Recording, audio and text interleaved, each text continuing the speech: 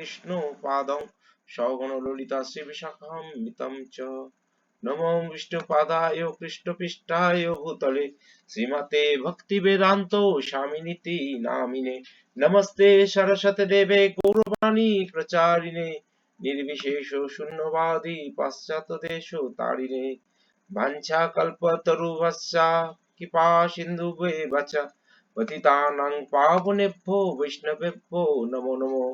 ওম নমো মহাবদন্নায় কৃষ্ণ প্রেম পদায়তে কৃষ্ণায় কৃষ্ণ চৈতন্য নাম্নে গৌরতিষে নমো। হে কৃষ্ণ করুণা সিন্ধু দীনবন্ধু জগৎপথে গোপেশ্বর গোপিকান্ত রাধাকান্ত নমস্তুতে।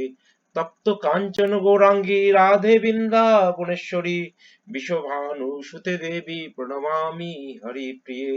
নীলাচল নিবাসায় নিত্যায় পরমাত্মনে বলভদ্র সুভদ্রা ভাং জগন্নাথায় নমো। জয় শ্রীকৃষ্ণ চৈতন্য প্রভু নিত্যানন্দ শ্রী অদ্বৈত গদাধর শিবাসাদি গৌর ভক্তবৃন্দ।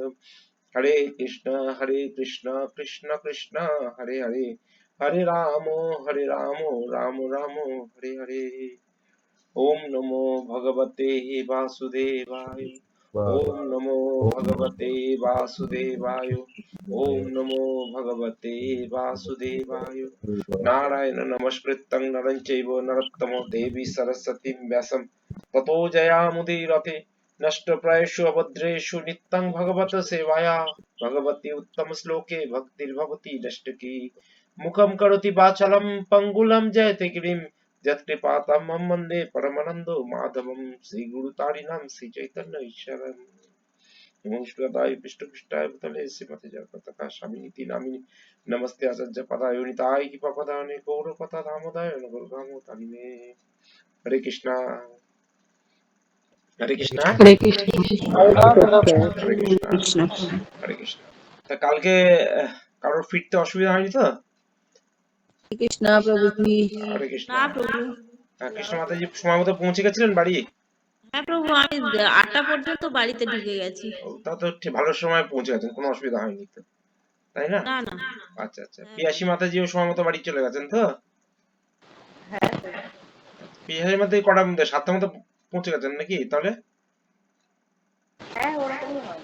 আচ্ছা আচ্ছা। ঝর্ণা মাতাজি তো একদম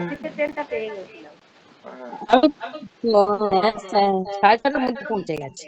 6:30 আপনি কি একটু ছেলের জন্য আরো তাড়াতাড়ি চলে আসতাম। ওই ছেলে হচ্ছে কি গিয়েছিল গড়িয়াটায়, বললো মামি হচ্ছে কি মা দাঁড়াও আমি আসছি বলতো, ওই জন্য দাঁড়িয়েছিলাম তালবাগানে। আর বাকি যারা আছে অনিমা মাতাজি পৌঁছেছিলেন সময় মতো?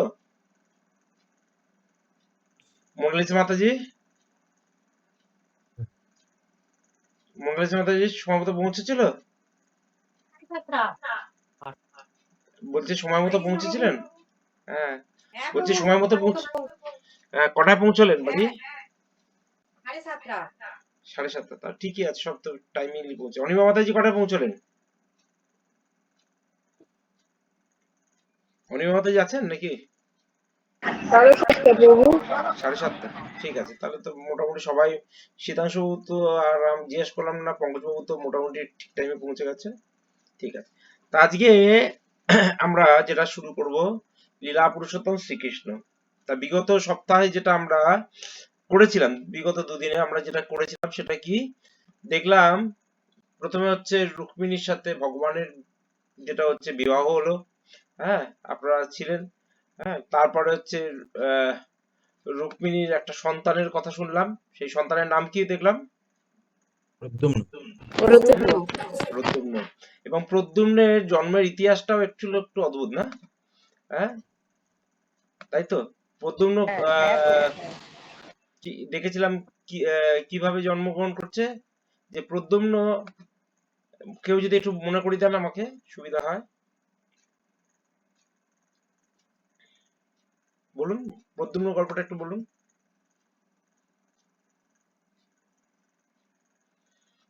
মনে আছে কারণ নাকি? প্রদ্যুম্নের জন্ম তখন পড়া হয়নি প্রভু। গর্ভে আসার সঙ্গে সঙ্গে ওই সম্বরাসুর ওকে তো জলে নিক্ষেপ করেছিল। এর আগে কে বললো প্রদ্যুম্নের জন্মের কথা বলা হয়নি? কে বললো? আমি বলছিলাম যে এটা পড়া হয়ে গেছে তাই ওই আপনি আগের দিন প্রদ্যুম্নের ক্লাসে জন্ম। ছিলেন তো? আগের দিন ক্লাসে ছিলেন না? সেই একটা মাছের গর্ভের মধ্যে ঢুকে গেল, প্রদ্যুম্ন আগের জন্মে কি ছিল? ও হ্যাঁ আগের হ্যাঁ জন্য প্রভু। কাঁদের ছিল প্রভু। হ্যাঁ, মনে আছে এবার কৃষ্ণ হ্যাঁ মাতাজি? হ্যাঁ প্রভু। হ্যাঁ প্রভু। হ্যাঁ প্রভু। ওনার স্ত্রীর নাম সতী। তার স্ত্রীর নাম ছিল হচ্ছে কি? রতি। এবং এই রতি। আর হ্যাঁ হ্যাঁ রতি। আর সেই অসুরটার নাম কি ছিল? সম্বরাসুর। সম্বরাসুর। সম্বরাসুর। এবং হচ্ছে তার স্ত্রীর নাম কি ছিল? মাসুরের স্ত্রীর নাম কি ছিল? মায়াবতী, প্রভু মায়াবতী। মায়াবতী। হ্যাঁ। তারপর দেখবেন ওই তার সেই মেরে দেওয়া হলো, তারপর কি হলো, তার গৃহেতেই আবার পৌঁছে গেল কে? এই ওই প্রদ্যুম্ন। তারপর বড় হলো, তার হাতে সম্ভাষণ মৃত্যু হলো। পরবর্তী সময় আবার ভগবান শ্রীকৃষ্ণ এবং দ্বারকায় ফিরে চলে এলো এবং রুক্মিণীর সাথে আবার মিলিত হলো। তো আমরা দেখেছিলাম প্রদ্যুম্ন। এছাড়া তাহলে আপনার একটা স্ত্রীর নাম দেখলাম হচ্ছে রুক্মিণী, আরো দুটো স্ত্রীর নাম দেখলাম শ্রীকৃষ্ণের, কি নাম? ভগবান সত্যভামা শ্রীকৃষ্ণ জাম্ববতী। সত্যভামা এবং জাম্ববতী। সত্যভামার বাবার নাম হচ্ছে সত্যজিৎ এবং সত্যজিৎ। আর হচ্ছে জাম্বুবানের কন্যা জাম্বু। জাম্বুবান। জাম্বু। আর হচ্ছে আমরা দেখলাম একটা মিসআন্ডারস্ট্যান্ডিং হয়েছিল ভগবান শ্রীকৃষ্ণের সাথে সত্যজিতের। কিসের নিয়ে মিসআন্ডারস্ট্যান্ডিং হয়েছিল? সামন্তমণি নিয়ে। সামন্তমণি। হ্যাঁ, ভেবেছিল যে সামন্তমণিটা চুরি করেছে ভগবান শ্রীকৃষ্ণ, সেটাকে উদ্ধার করার জন্য গেছে জাম্বুবান গুফাতে। জাম্বুবান গুফার সাথে জাম্বুবানের সাথে যুদ্ধ করেছে। যুদ্ধ করার পর জাম্বুবান যখন দেখতে পাচ্ছে যে এত পরাক্রান্তের সাথে যুদ্ধ করছে, তাতে জাম্বুবান লাস্ট পর্যন্ত স্বীকার করেছে ইনি তারই ইষ্ট, তিনি হচ্ছে আর কেউ নয়, ভগবান শ্রীকৃষ্ণ। এবং পরবর্তী সময়ে খুশি হয়ে কি করেছে, হ্যাঁ, মানুষকে অনেক গিফট দেয়, তার নিজের মেয়েকেই তিনি কি করলেন, ভগবান শ্রীকৃষ্ণের কাছে দিলেন এবং হচ্ছে তার নাম হচ্ছে জাম্বুবতী। আমরা আগের দিন এতটা পড়েছি। তো এবার আবার আজকে আমরা নতুন চ্যাপ্টার শুরু করব। আজকে যে চ্যাপ্টারটা, আচ্ছা, আজকে একটা আমরা জিনিস শুরু করছি। আপনারা হ্যান্ড রাইজ করতে পারেন কি? হাত ওঠাতে পারেন স্ক্রিনে? হ্যাঁ প্রভু। ধরুন আমি যদি বলি সাগরী মাতাজি একবার হাত উঠান দেখি, হ্যান্ড রাইজ করুন আপনার, মানে হ্যান্ড রাইজ মানে হচ্ছে, হ্যাঁ, ভেরি গুড। সাগরী মাতাজি যেমন হ্যান্ড রাইজ করেছে, আহ, আর ঠিক আছে, আর কে করেছে? সাগরী মাতাজি একবার করেছে। আপনারাও দেখুন, চেষ্টা করুন তো সবাই হাত তুলতে। পিঙ্কি জসলা মাতাজি করেছেন, আপনারা চেষ্টা করুন। হ্যাঁ, শীতাংশু বাবু করছে। আহ, না, পিয়াসী মাতাজি হ্যান্ড রাইজ হয়নি, কিন্তু ওটা ওটা আপনার ক্ল্যাপ হয়ে গেছে। হ্যান্ড রাইজ অপশন কই দেখতে পাচ্ছি না, আমার তো অপশন আসছে না। আপনি একটু বলে দিন, গৌরী মাতাজি বা এই শীতাংশু বাবু বলে দিন হ্যান্ড রাইজ অপশনটা কোথায় আছে। এই যে এই যে কল কল বাটনটা লাল দেখা যাচ্ছে, তার পাশে তিনটে তিনটে উপর থেকে নিচে তিনটে ডট আছে, হ্যাঁ দেখতে পেয়েছি। ওইটাতে টাচ করুন হুম, একদম উপরে। এবারে টাচ করার পরে যেটা আসছে তার একদম উপরে বাঁ দিকে দেখুন হ্যান্ড রেজ আছে। পেয়েছি পেয়েছি প্রভু। পেয়েছেন তো? হয়েছে প্রভু, হয়েছে। হ্যাঁ, হয়েছে। সাগরী মাতাজি আবার হ্যান্ড রাইজ থেকে নাবি দিয়েছেন, হ্যান্ড রাইজ করার চেষ্টা করুন। হ্যাঁ, আমরা দেখতে পাচ্ছি কি, আমরা যেহেতু আমরা একটুখানি সবাই কদিন হচ্ছে, পঙ্কজ বাবু হাত তোলো, পিঙ্কি মাতাজি তুলুন, কৃষ্ণা মাতাজি তুলুন, কৃষ্ণা মাতাজি চেষ্টা করুন, কৃষ্ণা মাতাজি। হ্যাঁ, ভেরি গুড। আর হ্যাঁ প্রভু। হ্যাঁ, তা আপনার এই যে হাত তোলা, এটা কেন শেখান? লক্ষ্মী মাতাজি চেষ্টা করতে পারেন, সুলেখা মাতাজি দেখলাম না। আমরা কি করব এবার, আমরা ধরুন কারা কারা পড়তে চান, আমরা ভার্বালি জিজ্ঞেস করি, অনেকে একসাথে হয়তো আমি পড়বো আমি পড়বো আমি পড়বো করেন। আপনারা হ্যান্ড রাইজ গুলো আপনার নামিয়ে দিন, ঠিক আছে? হ্যান্ড রাইজ গুলো নামিয়ে দিন, সুবিধা হবে। হ্যাঁ, আবার ক্লিক করুন, নেমে যাবে। তাহলে আমরা এবার থেকে কি হচ্ছে, যে ক্লাসে এসে আমরা যারা যারা পড়তে ইন্টারেস্ট আছে তারা হাত তুলে দেবো, এরকম ভাবে, মানে অফিস, মানে গুগল মিটের মাধ্যমে হাত তুলবো। তাহলে আমরা দেখতে পাবো এখানে আমাদের কজন আছে, তারা হচ্ছে হ্যান্ড রাইজ করেছে, এবং তাই জন্য হচ্ছে আমরা এক এক করে সুযোগ দেবো আপনাদের পড়বার জন্য। হ্যাঁ, কৃষ্ণ মাতাজি হাত হাত ওঠানোটা বন্ধ করে দিন, আবার আবার ক্লিক করুন, নেমে যাবে। সুলেখা মাতাজিও হাত তুলেছেন, অফ করে দিন এখন, এখন অফ করে দিন। যেখানে আমি বলবো টাচ করেছিলেন ওইখানে আরেকবার ওখানে আবার ক্লিক করুন। হ্যাঁ, কৃষ্ণ মাতাজিও অফ করে দিন। হ্যাঁ, এইবার আস্তে আস্তে আমরা এরকম শিখবো যে যদি কিছু বলার থাকে, কিছু প্রশ্ন থাকে, আপনারা ওই হরর করে সবাই বলতে শুরু করবেন না, তাহলে আমরা শুনতে পারবো না। আমরা আবার কি হচ্ছে হ্যান্ড রাইজের মাধ্যমে আমরা দেখবো যে কাদের কিছু প্রশ্ন আছে, আপনারা হ্যান্ড রাইজের মাধ্যমে এটা করতে পারবেন। প্রসেসটা সবার কাছে ক্লিয়ার তো না? হ্যাঁ প্রভু। হ্যাঁ তাহলে এটা হলে কি হচ্ছে, অযথা ক্লাসের মধ্যে অনেক সময় এমন কথাবার্তা চলে আসে বা চিৎকার চলে আসে, সেইগুলো অ্যাভয়েড করা যাবে। তো আজকে ঠিক আমরা শুরু করব। হ্যাঁ, আপনারাও আজকে ক্লাসে আপনারা অলরেডি স্ক্রিনে দেখতে পাচ্ছেন, স্ক্রিনে আসছে তো? হুম, আসবে। হ্যাঁ, আজকে ক্লাসে যারা যারা পড়তে ইন্টারেস্ট আছেন হাত তুলে নিন, একবারে সুবিধা হবে। তাহলে আমরা তাদেরকে বুঝিয়ে যাবো যে আমার 6 জন আসবে বা 5 জন পড়বে, তাহলে আমরা এক এক করে পড়ার সুযোগ আমরা করে দেবো।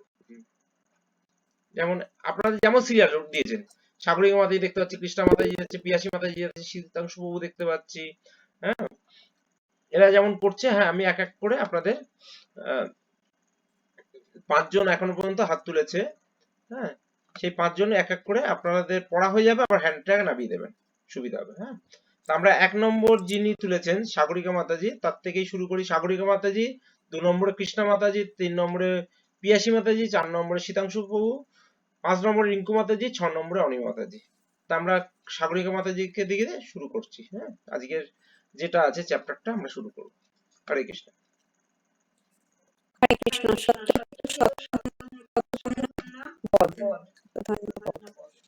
অক্ষরের হস্তিনাপুর পরিদর্শন ও শ্রীকৃষ্ণকে পাণ্ডবদের অবস্থিত সংবাদ জানানোর পর আরো ঘটনা ঘটেছিল। পাণ্ডবদের জ্যোতির্গৃহে প্রেরণ করে তাতে অগ্নিসংযোগ করা হয় এবং সকলে জেনেছিল যে মা কুন্তী দেবী সহ পাণ্ডবরা সকলেই মারা গেছে। এই সংবাদ ভগবান শ্রীকৃষ্ণ ও বলরামকে জানানো হয়েছিল। তখন দুজনে একসঙ্গে পরামর্শ করবার পর তারা হস্তিনাপুর গিয়ে স্বজনদের সান্ত্বনা দেবেন মনস্থ করলেন। শ্রীকৃষ্ণ বলরাম নিশ্চিত জানতেন যে বিধ্বংসী অগ্নিকাণ্ডে পাণ্ডবরা মরতে পারেন না। এই কথা জানা সত্ত্বেও প্রিয়জনের শোক সন্তাপে অংশগ্রহণের উদ্দেশ্যে তারা হস্তিনাপুর যেতে চেয়েছিলেন। হস্তিনাপুরে উপস্থিত হওয়া মাত্র প্রথমে শ্রীকৃষ্ণ ও বলরাম ভীষ্মদেবের সঙ্গে সাক্ষাৎ করতে যান, কারণ তিনি ছিলেন কুরু বংশের প্রধান। তারপর তারা বিদুর, গান্ধারী ও দ্রোণের সঙ্গে সাক্ষাৎ করলেন। অন্যান্য কৌরবরা কেউই শোকাকুল ছিল না, কারণ তারা পাণ্ডব ও তাদের মাতার মৃত্যু কামনা করেছিল। কিন্তু ভীষ্ম ও তার পরিবারের কেউ কেউ এই ঘটনা গভীর দুঃখ অনুভব করেছিলেন। বাস্তবিক অবস্থা প্রকাশ না করে শ্রীকৃষ্ণ ও বলরাম সমভাবে শোক প্রকাশ করেছিলেন। দ্বারকাপুরী থেকে শ্রীকৃষ্ণ ও বলরাম যখন বহু দূরে আচ্ছা, এইটুকুনি আমরা করে নিই, এইটুকুনি মাথায় চেক করে নিই। তাহলে কি দেখাচ্ছে, আপনারা জানেন যে ভগবান শ্রীকৃষ্ণ অক্রূরকে একটা অনুরোধ করেছিল যে দ্বারকা, সরি, হস্তিনাপুর যেতে। মনে আছে তো আপনাদের সেই ঘটনা? হ্যাঁ প্রভু। হস্তিনা যেতে বলেছে এবং তার পরবর্তী সময় তিনি ধৃতরাষ্ট্রের সাথে দেখা করেন, ধৃতরাষ্ট্রকে কিছু উপদেশ দেন যে কিভাবে রাজ্য চালনা করতে হবে। এসব কিন্তু ধৃতরাষ্ট্র সেই উপদেশ গ্রহণ করেননি। পরবর্তী সময় সেই সংবাদ নিয়ে চলে আসেন, তিনি হচ্ছে কৃষ্ণ এবং বলরামকে বলেন। তারপরে একটা ঘটনা যেটা ঘটলো, সেই ঘটনাটা কি আপনারা সবাই জানেন, মহাভারতের ঘটনা। সেটা হচ্ছে পরবর্তী সময় এদেরকে পাঠিয়ে দেওয়া হয় একটা বিশেষ বাড়ির মধ্যে, এবং সেখানে একটা বিশেষ ঘর তৈরি করা হয়। সেই ঘরটা হচ্ছে কি জতুগৃহ বলা। জতুগৃহ মানে হচ্ছে পুরো বাড়িটা যেটা তৈরি করা হয় পুরোটা হচ্ছে দাহ্য পদার্থ দ্বারা। হ্যাঁ, এবং পরবর্তী সময় 5 পুত্র এবং হচ্ছে তখনও এর বিয়ে হয়নি, কার হচ্ছে পঞ্চপাণ্ডবের বিয়ে হয়নি। তখন হচ্ছে মা কুন্তী মহারানী এবং হচ্ছে 5 পুত্রকে নিয়ে তারা যখন রাত্রিবেলা ছিল, সেই অবস্থায় আগুন যখন লাগিয়ে দেয়, হ্যাঁ, বুদ্ধিমত্তার বশে, এবং হচ্ছে তার জন্য ওনারা কি বলে, কে সাহায্য করেছিল তাকে, এটা বলতে মনে আছে কারণ? কেউ জানেন কে সাহায্য করেছিল? সেটা হ্যাঁ, বলছি যে এই যে রাত্রি ওরা যে বেরিয়ে গেছে জতুগৃহ থেকে, পঞ্চপাণ্ডবকে এই বুদ্ধিটা কে দিয়েছিল? ভগবান শ্রীকৃষ্ণই দিয়েছিল। না, বিদুর দিয়েছিল।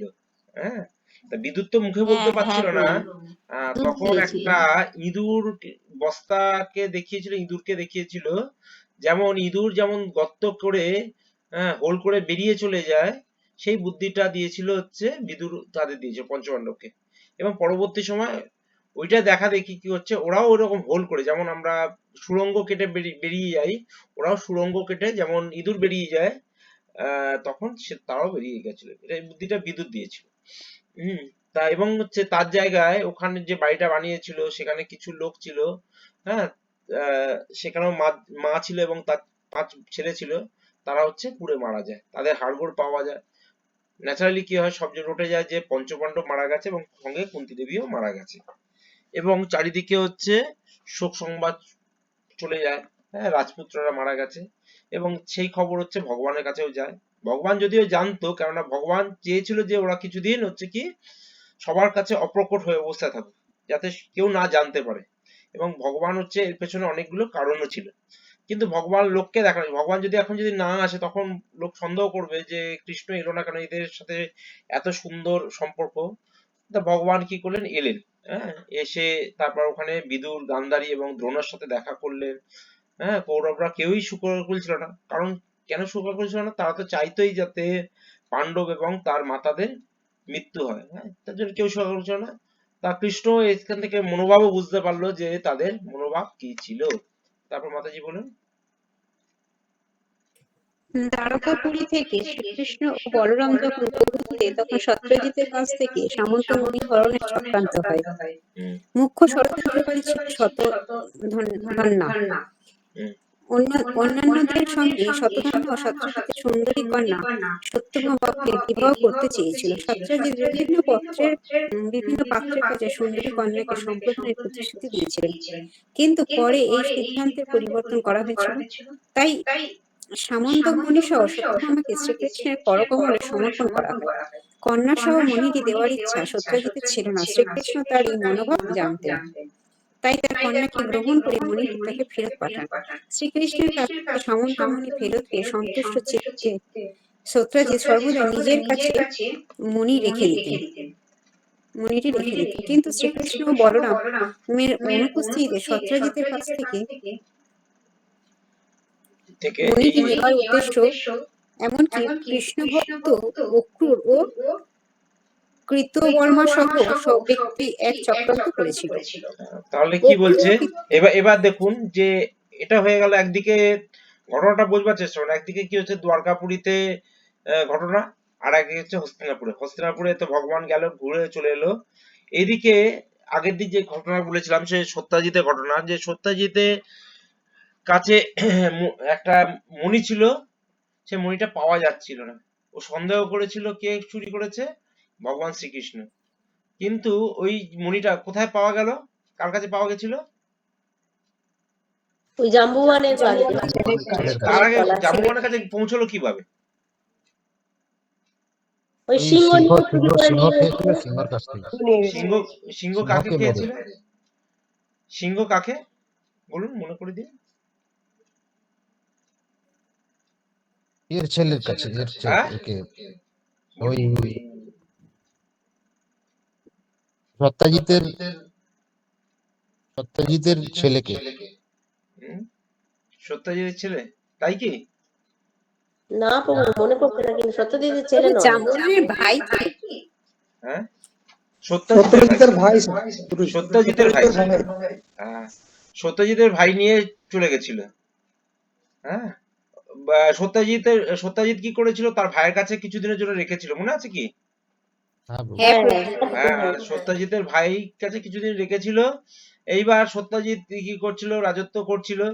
এইবার সিংহটা এসে কি করেছিল, এই একে মেরে দিয়েছিল, সত্যজিতের ভাইকে। হ্যাঁ, দিয়ে সিংহর কাছে উঠেছিল। পরবর্তী সময়ে জাম্বুবান এসে সিংহটাকে মেরে দেয়। হ্যাঁ, তা সিংহটাকে দেখতে পাইনি, তখন সত্যজিতের ভাইকে যখন দেখছে মৃত অবস্থায়, তখন ভেবেছে যে ওই সত্যজিতের ভাইকে কে মেরেছে, কৃষ্ণ মেরেছে, এবং মণিটাও কে নিয়ে গেছে, কৃষ্ণ নিয়ে গেছে, এরকম মিসআন্ডারস্ট্যান্ডিং হয়ে গেছিল। হ্যাঁ, তা আজকে আমরা দেখতে পাচ্ছি যে ওটা একটা বড় ষড়যন্ত্র, মুখ্য ষড়যন্ত্র ছিল হচ্ছে কি, কে ছিল না, কার নাম বলা হচ্ছে এখানে, কৃতবর্মা। অক্রূর, অক্রূর আর না না, অক্রুর কোথায়? অক্রূর আর কৃতবর্মা। অক্রুর কোথায় গেল মা? এখানে অক্রুর তো চলে গেছে এইতে, আপনার এইটাতে কি বলে ওটাকে, হস্তিনাপুরে। কৃতবর্মা হস্তিনাপুরে এখানে দেখুন লেখা আছে, হ্যাঁ, সামন্তমণি হরণের চক্রান্ত হয়, মুখ্য ষড়যন্ত্রকারী ছিল কি, এই দেখুন লেখা আছে। কৃষ্ণ ভক্ত অক্রূরের নাম আছে। হ্যাঁ এখানে দেখুন, পরে বলছি ওটা, এখানে কি লেখা আছে দেখুন। শতধন্বা। দ্বারকাপুরীতে কেশ কৃষ্ণ এবং বলরাম থেকে দূরে সত্যজিতের কাছে সামন্তমণি হরণের চক্রান্ত হয়, মুখ্য ষড়যন্ত্র ছিল শতধন্বা। হ্যাঁ, অন্যদের মধ্যে তারা, এবার সত্যজিৎ কি চেয়েছিল, যে সত্যভামার বিয়ে দিতে চেয়েছিল, আর সত্যভামা খুব সুন্দরী ছিল, তাকে বিয়ে করার জন্য অনেকেই রেডি হয়ে আছে, আমরা বিয়ে করবো, কিন্তু কাউকেই সে বিয়ে দিতে রেডি হচ্ছে না। তারপরে আলটিমেট পরবর্তী সময় দেখা গেল যে ভগবান শ্রীকৃষ্ণকে সত্যজিৎ কি করলো, সত্যভামাকে তুলে দিল, এবং দেওয়ার পর সামন্তমণি দিল, ভগবান শ্রীকৃষ্ণ আবার সেটা সত্যজিৎকে ফিরিয়ে দিয়ে দিয়েছিল। আর মণিটি দেওয়ার উদ্দেশ্য, এই যে লাস্টের যে লাইনটার দিকে আপনারা বলবার চেষ্টা করছেন, মণিটি নেওয়ার উদ্দেশ্যে এমনকি শ্রীকৃষ্ণ এবং ওই অক্রূর এক ব্যক্তির সাথে চক্রান্ত হয়েছিল। দেখুন, হ্যাঁ, এবার আসবো, দেখুন, মণিটি নেওয়ার উদ্দেশ্যে এমনকি কৃষ্ণ ভক্ত অক্রূর কৃতবর্মা সহ এক ব্যক্তি সাথে চক্রান্ত করেছিল। এবার আসবো সেই ব্যাপারটা কেছে, অক্রূর কিভাবে যুক্ত হলো। অক্রূর ও কৃতবর্মা এই ষড়যন্ত্রে যোগদান করেছিলেন, কারণ তারা শ্রীকৃষ্ণের জন্য এই মণিটি চেয়েছিলেন। জানতেন শ্রীকৃষ্ণ মণিটি চেয়েছিলেন এবং সত্যজিৎ যথাযথভাবে মণিটি দান করেন। সত্যভামার অপ্রাপ্তিতে ব্যর্থ মনোভাব হওয়াতে অন্যান্যরা এই চক্রান্তে যোগদান করেছিল। সত্যজিৎকে বধ করে মণিটি নেওয়ার জন্য তাদের মধ্যে কেউ কেউ শতধন্বাকে প্ররোচিত করেছিল। সাধারণত পরীক্ষা করা হয় অক্রূরের মতো মহাভাগবত এই ষড়যন্ত্রে যোগদান করেছিলেন কেন, ভগবত ভক্ত হওয়া সত্ত্বেও কৃতবর্মা এই চক্রান্তে যোগ দিয়েছিলেন কেন। জীব গোস্বামী ও মহান বৈষ্ণব আচার্যরা এর উত্তর জানিয়েছেন যে মহাভাগবত হলেও ব্রজবাসীদের কাছ থেকে শ্রীকৃষ্ণকে বৃন্দাবন থেকে নিয়ে চলে যাওয়ার অক্রূর তাদের অভিশাপ দিয়েছিল। ব্রজবাসীদের মনে আঘাত দেওয়ায় পাপ ষড়যন্ত্রকারীদের সঙ্গে যোগ দিতে অক্রূর বাধ্য হয়েছিল। সেই রকম কৃতবর্মা ভগবত ভক্ত হলেও কংসের সঙ্গে অন্তরঙ্গ সঙ্গ লাভের ফলে পাপ কর্ম ফলে তিনি কলুষিত হয়ে পড়েছিলেন, তাই তিনিও এই চক্রান্তে যোগদান করেছিলেন। তাহলে এখানে দেখুন, অক্রূর এবং কৃতবর্মাও কি হচ্ছে, ভগবানের ভক্ত হওয়া সত্ত্বেও, হ্যাঁ, যে ইয়ে সত্যজিতের কাছ থেকে এই যে মণিটা নেওয়া চক্রান্ত করেছিল। এখন বলা হচ্ছে যে আমরা দেখতে পাচ্ছি যে অক্রূর তো ভগবানের ভক্ত ছিল, তা সত্ত্বেও কি করে এই কাণ্ডের সাথে যুক্ত হলো, তা আমরা দেখতে পাচ্ছি কি বলছে, যে আচার্যরা বলছে, জীব গোস্বামী মহান আচার্য বলছে যে কিছু কিছু অপরাধ তারাও করে ফেলেছিল, ভক্তদের দ্বারা অপরাধ হয়। হ্যাঁ, সেই অপরাধটা কি হচ্ছে, ব্রজবাসীদের থেকে যখন শ্রীকৃষ্ণকে বৃন্দাবনে নিয়ে এসেছিল, তার জন্য ব্রজবাসীরা খুব দুঃখ পেয়েছিল, সেই অভিশাপের জন্য হচ্ছে তাকে অক্রূরের এই পাপ কর্মের সাথে যুক্ত হয়েছিল। প্লাস হচ্ছে সঙ্গদোষ একটা মহান ব্যাপার। কৃতবর্মা ভগবান ভক্ত হলেও কার সঙ্গ করেছিল, কংসের। ফলে তার জন্য হচ্ছে তাকে কি হচ্ছে এইরকম পাপ কার্যের সাথে যুক্ত হয়েছিল। অনেক সময় হয় না আমি ভালো, কিন্তু অনেক সময় হয় আমি ভালো থাকলেও দেখবেন অসৎ ছন্দ যদি পড়া হয়, তখন দেখবেন আমাদেরও কিন্তু সমস্যা হয়। হ্যাঁ, সেই জন্য হচ্ছে সঙ্গ হচ্ছে কিন্তু খুব মারাত্মক জিনিস। তা আমাদের সেকেন্ড কে হাত তুলেছিল, দেখি নাম বলে দিচ্ছি, আপনাদের আছে হাত হচ্ছে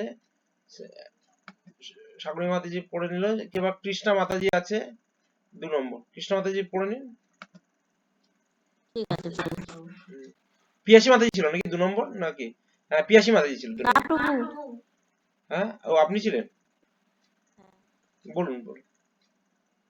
সকল চক্রান্তকারীদের কাছ থেকে উৎসাহ পেয়ে শতধন্বা একদিন রাত্রে সত্রাজিতের দিকে প্রবেশ করে এবং হেমন্ত সত্রাজিতকে হত্যা করে। এর এর জঘন্য চরিত্রের পরমাত্মা ছিল এক শতধর্মা। পাপ কর্মের ফলে তার আর জীবনকাল বেশি আস্তে আস্তে দিন মাতাজি, আমরা তো নিজে পড়ছি না, আমরা ধরুন অন্যকে পড়াচ্ছি, তাহলে বুঝতে হবে যে অন্য লোক বুঝে বুঝে পড়তে চাইছে। হ্যাঁ, বলুন মাতাজি। হ্যাঁ, আস্তে আস্তে বলুন, কোনো অসুবিধা নেই। তার জীবনকাল বেশি দিন ছিল না। সত্রাজিৎ যখন নিজ গৃহে ঘুমিয়েছিল, তখন শতধর্মা তাকে হত্যা করতে মনস্থ করে। সত্রাজিৎকে হত্যার উদ্দেশ্যে শতধর্মা তার গৃহে প্রবেশ করলে মহিলারা সকলে উচ্চস্বরে ক্রন্দন করতে শুরু করলো। কিন্তু তাদের প্রবল প্রতিবাদ সত্ত্বেও কসাইখানায় যেভাবে পশু বধ করা হয়, ঠিক সেইভাবে নির্দ্বিধায় শতধর্মা সত্রাজিৎকে নৃশংসভাবে হত্যা করল। শ্রীকৃষ্ণের অনুপস্থিতিতে তার স্ত্রী সত্যভামাও সত্রাজিৎকে হত্যার রাতে সেখানে উপস্থিত ছিলেন। তখন হায় আমার পিতা, হায় আমার পিতা, কি নিষ্ঠুরভাবে তোমাকে হত্যা করা হলো বলে তিনি ক্রন্দন করতে লাগলেন। সপ্তাহের জন্য সত্রাজিতের মৃতদেহ তখনই অসাধারণ অপসারণ করা হলো না, কারণ সত্যভামা শ্রীকৃষ্ণের কাছে হস্তিনাপুর যেতে চেয়েছিলেন।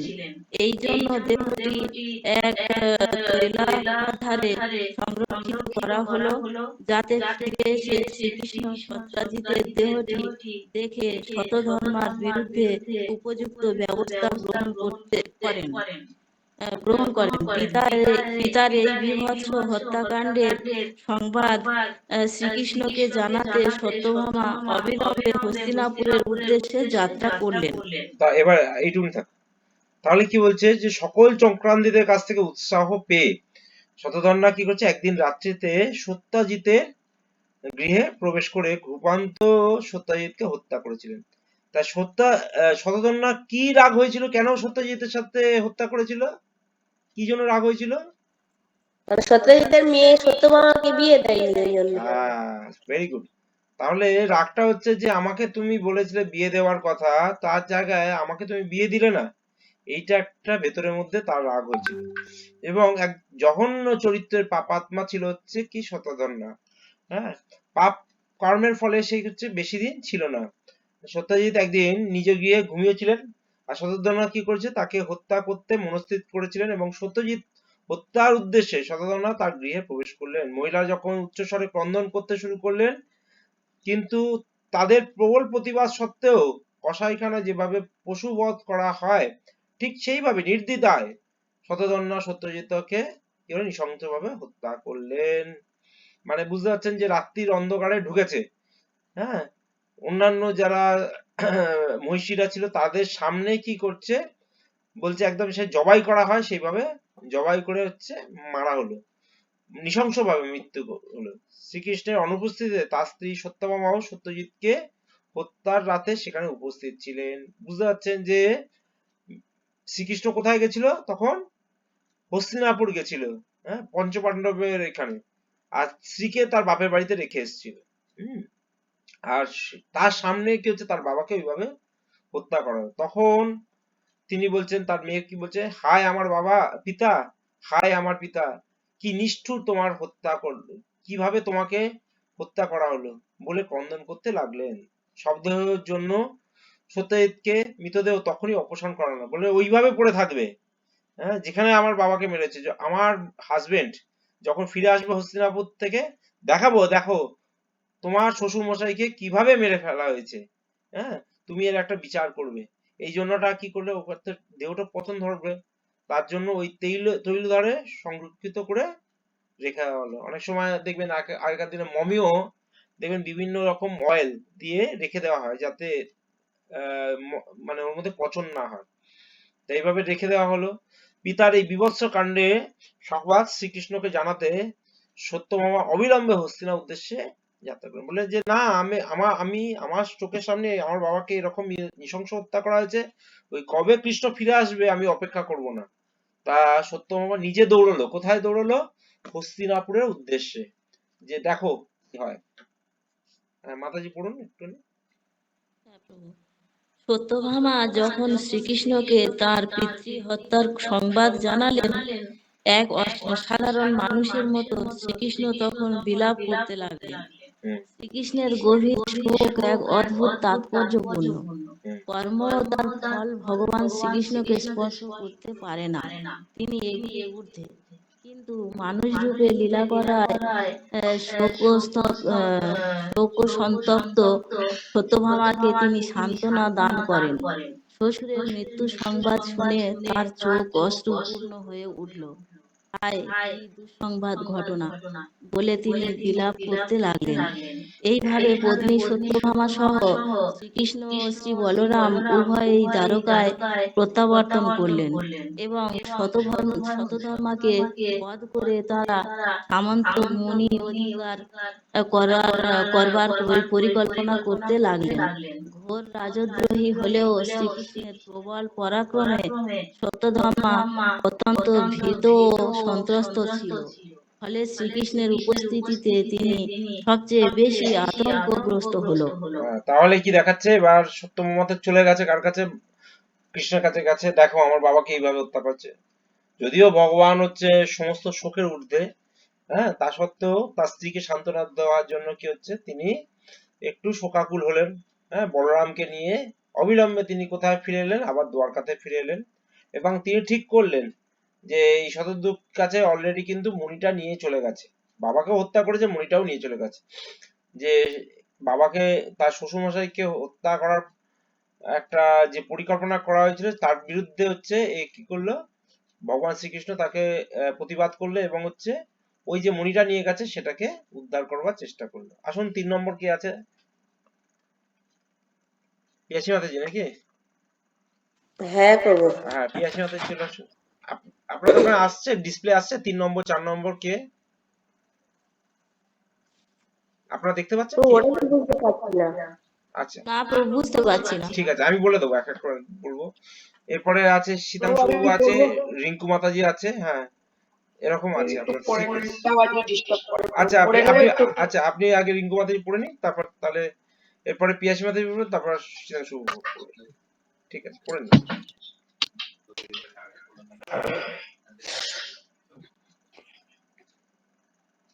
শুরু করুন মাতাজি। হ্যাঁ প্রভু। শ্রীকৃষ্ণ তাকে বধ করতে পারে। ডাক দেবো কি? হ্যাঁ একটু দিলে ভালো হয় প্রভু। হুম, হ্যাঁ এই যে শ্রীকৃষ্ণ তাকে বধ করতে পারলেও বুঝতে পেরে শতধম্মা অবিলম্বে কৃতবর্মার কাছে আশ্রয় গ্রহণ করতে গেলেন। কিন্তু সে আশ্রয় প্রার্থনা করতে গেলে কৃতবর্মা তাকে বললেন, ভগবান শ্রীকৃষ্ণ ও বলরামের চরণে আমি অপরাধ করতে পারি না, কারণ তারা সাধারণ মানব নয়, তারা পুরুষোত্তম ভগবান। শ্রীকৃষ্ণ ও বলরামের চরণে অপরাধ করে কে জীবন রক্ষা করতে পারবে? তাদের ক্রোধানলে কারোর পক্ষে জীবন রক্ষা করা সম্ভব নয়। কৃতবর্মা আরো বললেন, প্রবল পরাক্রম কংস অসুরদের সাহায্য সত্ত্বেও শ্রীকৃষ্ণের কোপানল থেকে জীবন রক্ষা করতে পারলেন না। জরাসন্ধের কথা তো বলাই বাহুল্য মাত্র। সে 18 বার যুদ্ধে শ্রীকৃষ্ণের কাছে পরাজিত হয়ে প্রতিবারই ব্যর্থ মনোরথ হয়ে ফিরে চলে যায়। কৃতবর্মা সাহায্য করতে অস্বীকার করলে সত্যধম্মা অক্রূরের কাছে যায় এবং তার সাহায্যের জন্য স্বনির্বন্ধ অনুরোধ করেন। উত্তরে অক্রূর বললেন, শ্রীকৃষ্ণ বলরাম উভয়ই হচ্ছেন পরমেশ্বর ভগবান স্বয়ং। তাদের অনন্ত শক্তি সম্বন্ধে সচেতন কেউ তাদের চরণে অপরাধ করতে বা তাদের বিরুদ্ধে যুদ্ধ করতে সাহস করবে না। তিনি শতধম্মাকে আরো জানালেন, শ্রীকৃষ্ণ ও বলরাম এতই পরাক্রম যে ইচ্ছা মাত্র তারা বিশ্ব চরাচর সৃষ্টি, পালন ও প্রলয় করতে পারেন। সমগ্র সৃষ্টির পরম নিয়ন্তা হওয়া সত্ত্বেও জড় মায়ায় বিমোহিত মানুষ শ্রীকৃষ্ণের শক্তি উপলব্ধি করতে পারেন না। তাই অক্রূর একটি দৃষ্টান্ত উল্লেখ করে বললেন যে একটা ছোট্ট শিশু যেমন ছোট্ট ছাতা ধারণ করে, ঠিক সেই রকম ভাবে মাত্র 7 বছর বয়সে গোবর্ধন পর্বত উত্তোলন করে একদিন ক্রমে 7 দিন একাদিনক্রমে 7 দিন শ্রীকৃষ্ণ তা ধারণ করে রেখেছিলেন। তিনি শতধম্মাকে সরলভাবে জানলেন যে সর্বান্তর্যামী ও সকল কারণের পরম কারণ সেই শ্রীকৃষ্ণকে তিনি সর্বদাই সবচেয়ে ভক্তিপূর্ণ ভাবে বন্দনা করেন। বন্দনা করবেন, তারপর বলুন। এই যে করবেন। অক্রুর যখন তাকে আশ্রয়দারে অস্বীকার করলেন, তখন সত্যধামা অক্রুরের হাতে সামন্তাগ্নি সমর্পণ করতে সিদ্ধান্ত করল। তারপর একদিন ক্রমে 400 মাইল অতিক্রমে সক্ষম এক অতীব বেগবান অশ্বে আরোহণ করে সে নগরী থেকে পলায়ন করল। দেখুন শ্রীকৃষ্ণ ও বলরাম এখানে থাকে এইটুকু থাক। তাহলে কি দাঁড়াচ্ছে, শতদ্রু এবার ঠিক করে উঠতে পারছে না কোথায় যাবে। মানুষের দেখবেন একটা আবেগের সাথে একটা তো কখনো গন্ডগোল সে পাকিয়ে ফেলেছে, হ্যাঁ, যে এই যে সত্যজিৎকে হত্যা করেছে। এইবার সে পালানোর জন্য প্রথমে কোথায় যাচ্ছে, কার কাছে গেছে? কৃতবর্মার কাছে গেছে, যে আমাকে বাঁচাও। আর কৃতবর্মা বলছে, কি করে বাঁচাবো রে, তুমি মরবে আমাকেও মারবে। হ্যাঁ, কৃষ্ণ বলরাম সাধারণ কেউ না, সে হচ্ছে ভগবান। এরা কৃতবর্মা আর অক্রুর কিন্তু ভগবানের ভক্ত, মাথায় রাখুন। তা সত্ত্বেও দেখুন কত রকম বিপদে পড়ছে দেখুন। কারণ কি, ওই যে সমস্যায় পড়েছে এই জন্য যে অক্রুর কে অভিশাপ দিয়েছিল কোথায় গোপীরা, আর কৃতবর্মা কি হয়েছিল, কি কে দিয়েছিল কৃতবর্মাকে, যে কংসের কাছে সে কি করছে, কাজ করতো, তাই তো, মরেছেন সঙ্গদোষ। এই জন্য দেখুন আমরা এটাগুলো মাথায় রাখতে হবে, হ্যাঁ, যে কি জন্য হচ্ছিল। তারপর আস্তে আস্তে কি করলো, যে হলো না, কৃতবর্মা থেকে অক্রুরের কাছাকাছি। অক্রুর বলছে কি করবো, মানে এই অক্রুরকেই আপনারা জানেন যে স্বয়ং যখন নারায়ণ রূপে তিনি দর্শন করেছিলেন অক্রুর, চিন্তা করে দেখুন, এ তো বুঝতে পারিনি এর হতো না, জলের তলায় কৃষ্ণ উপরে কৃষ্ণ, হ্যাঁ, বলছে কিছু করবো না। তখন এ কি করলো, শতদ্রু কি করলো, যে সামন্ত মণিটা যে নিয়ে এসেছিল, সে কি করছে, কার কাছে দিয়ে গেল, অক্রুর কাছে দিয়ে চলে গেল। এবার দেখুন মানুষের কিরকম স্বভাব চরিত্র পাল্টে যায় দেখুন, তাহলে বুঝতে পারবেন। তারপর মাতাজি পড়ুন।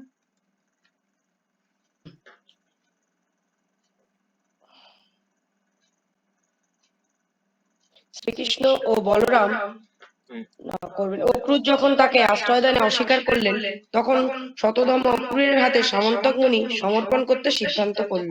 তারপর একদিনে ক্রমে 400 মাইল অতিক্রমে সক্ষম এক অতীব বেগবান অশ্বে আরোহণ করে সে নগরী থেকে পলায়ন করল।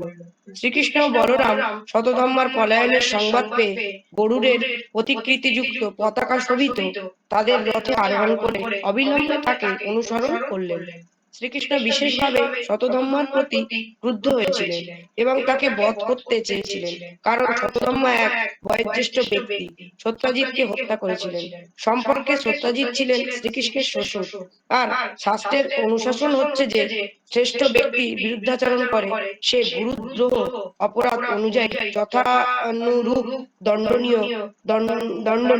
শ্বশুরকে হত্যা করবার যে কোনো উপায়ে শ্রীকৃষ্ণ শতধম্মাকে বধ করতে দৃঢ় প্রতিজ্ঞ হয়েছিলেন। তাহলে কি দাঁড়ালো, যে এদিকে তো পালাচ্ছে, মানে বোঝার চেষ্টা করুন যে এমন গতিবেগে ঘোড়া নিল যে 400 মাইল একই দিনে চলে যেতে পারে, কিন্তু ভগবান শ্রীকৃষ্ণ তো নিজের চোখের পলকে পৌঁছে যেতে পারে।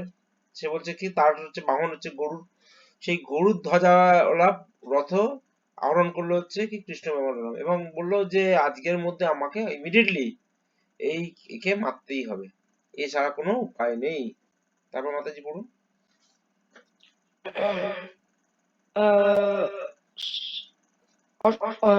শতধম্মা অশ্ব ক্লান্ত হয়ে পড়ল ও মিথিলায় এক উদ্যান বাটির কাছে মৃত্যুবরণ করলেন।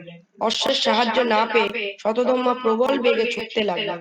শ্রীকৃষ্ণ ও বলরামও ন্যায়সঙ্গতভাবে তাদের রথ পরিত্যাগ করে পদব্রজে শতধম্মার প্রতি ধাবিত হলেন। এই অবস্থায় শ্রীকৃষ্ণ তার চক্র ধারণ করে শতধম্মার শিরচ্ছেদ করলেন। শতধম্মা নিহত হলেন। সামন্তাগ্নির খোঁজে শ্রীকৃষ্ণ তার বসন তল্লাশ করেও মণিটি পেলেন না। তারপর বলরামের দিকে ফিরে শ্রীকৃষ্ণ বললেন, একে হত্যা করে কার্যোদ্ধার হলো না, কারণ তার দেহে মণিটি পাওয়া গেল না। বলরাম তখন বললেন, দ্বারকায় অন্য কারোর নিকটে মণিটি হয়তো রাখা হয়েছে, তাই দ্বারকায় ফিরে গিয়ে অনুসন্ধান করো। তখন বলরাম কিছুদিন মিথিলার নগরে থাকার ইচ্ছা প্রকাশ করলেন, কারণ তিনি মিথিলাপতির অন্তরঙ্গ সখা ছিলেন। সুতরাং মহারাজা জনকের না সুতরাং মহারাজা কৃষ্ণ, জনককে না ওটা না, সুতরাং মিস করে যাচ্ছে, সুতরাং শ্রীকৃষ্ণ দ্বারকা সুতরাং শ্রীকৃষ্ণের দ্বারকা প্রত্যাবর্তন করলেন, আর বলরাম মিথিলা নগরে প্রবেশ করলেন। এইটুকুনি মিথিলা থাক, এইটুকুনি থাক, পুরীতে এইটুকুনি থাক। এইবার দেখতে পাচ্ছেন যে এত জোর দৌড়েছে অশ্ব, আর পাচ্ছে না। ওই যেতে যেতে কি হচ্ছে, মিথিলার একটা মাঠের মধ্যে, একটা বাগান বাড়ির মধ্যে কি করলো, এই ঘোড়াটি যে অশ্বটা এত জোরে দৌড়েছে তার হচ্ছে মৃত্যুবরণ করলো। কিন্তু বাঁচার ইচ্ছা কার না থাকে, সতত হচ্ছে প্রবল বেগে ছুটতে থাকলো।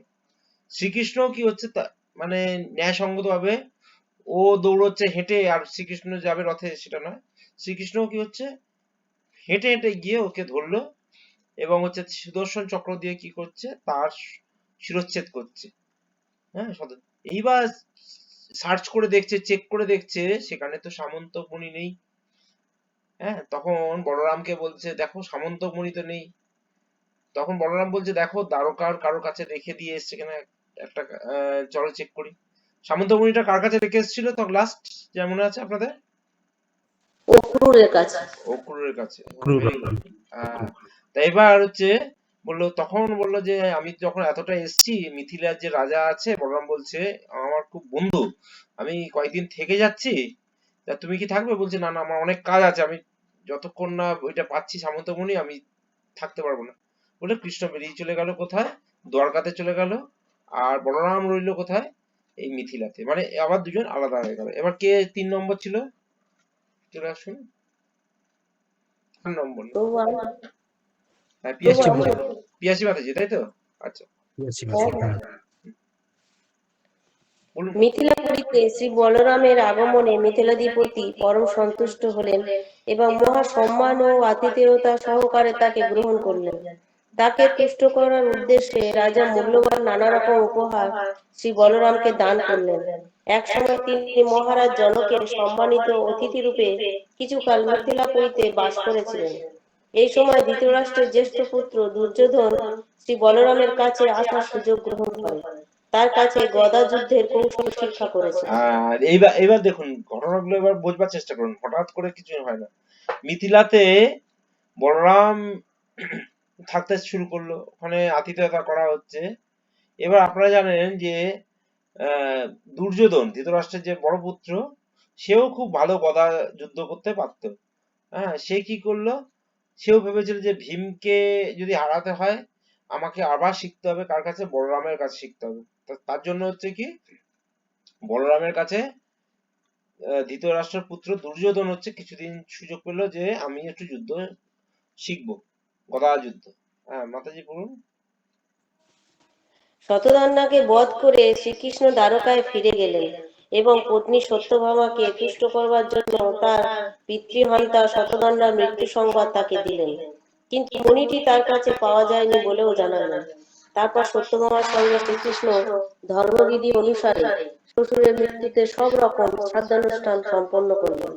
এই অনুষ্ঠানে পরিবারের স্বজন ও সকল বন্ধুরা একত্রে যোগদান করেছিলেন।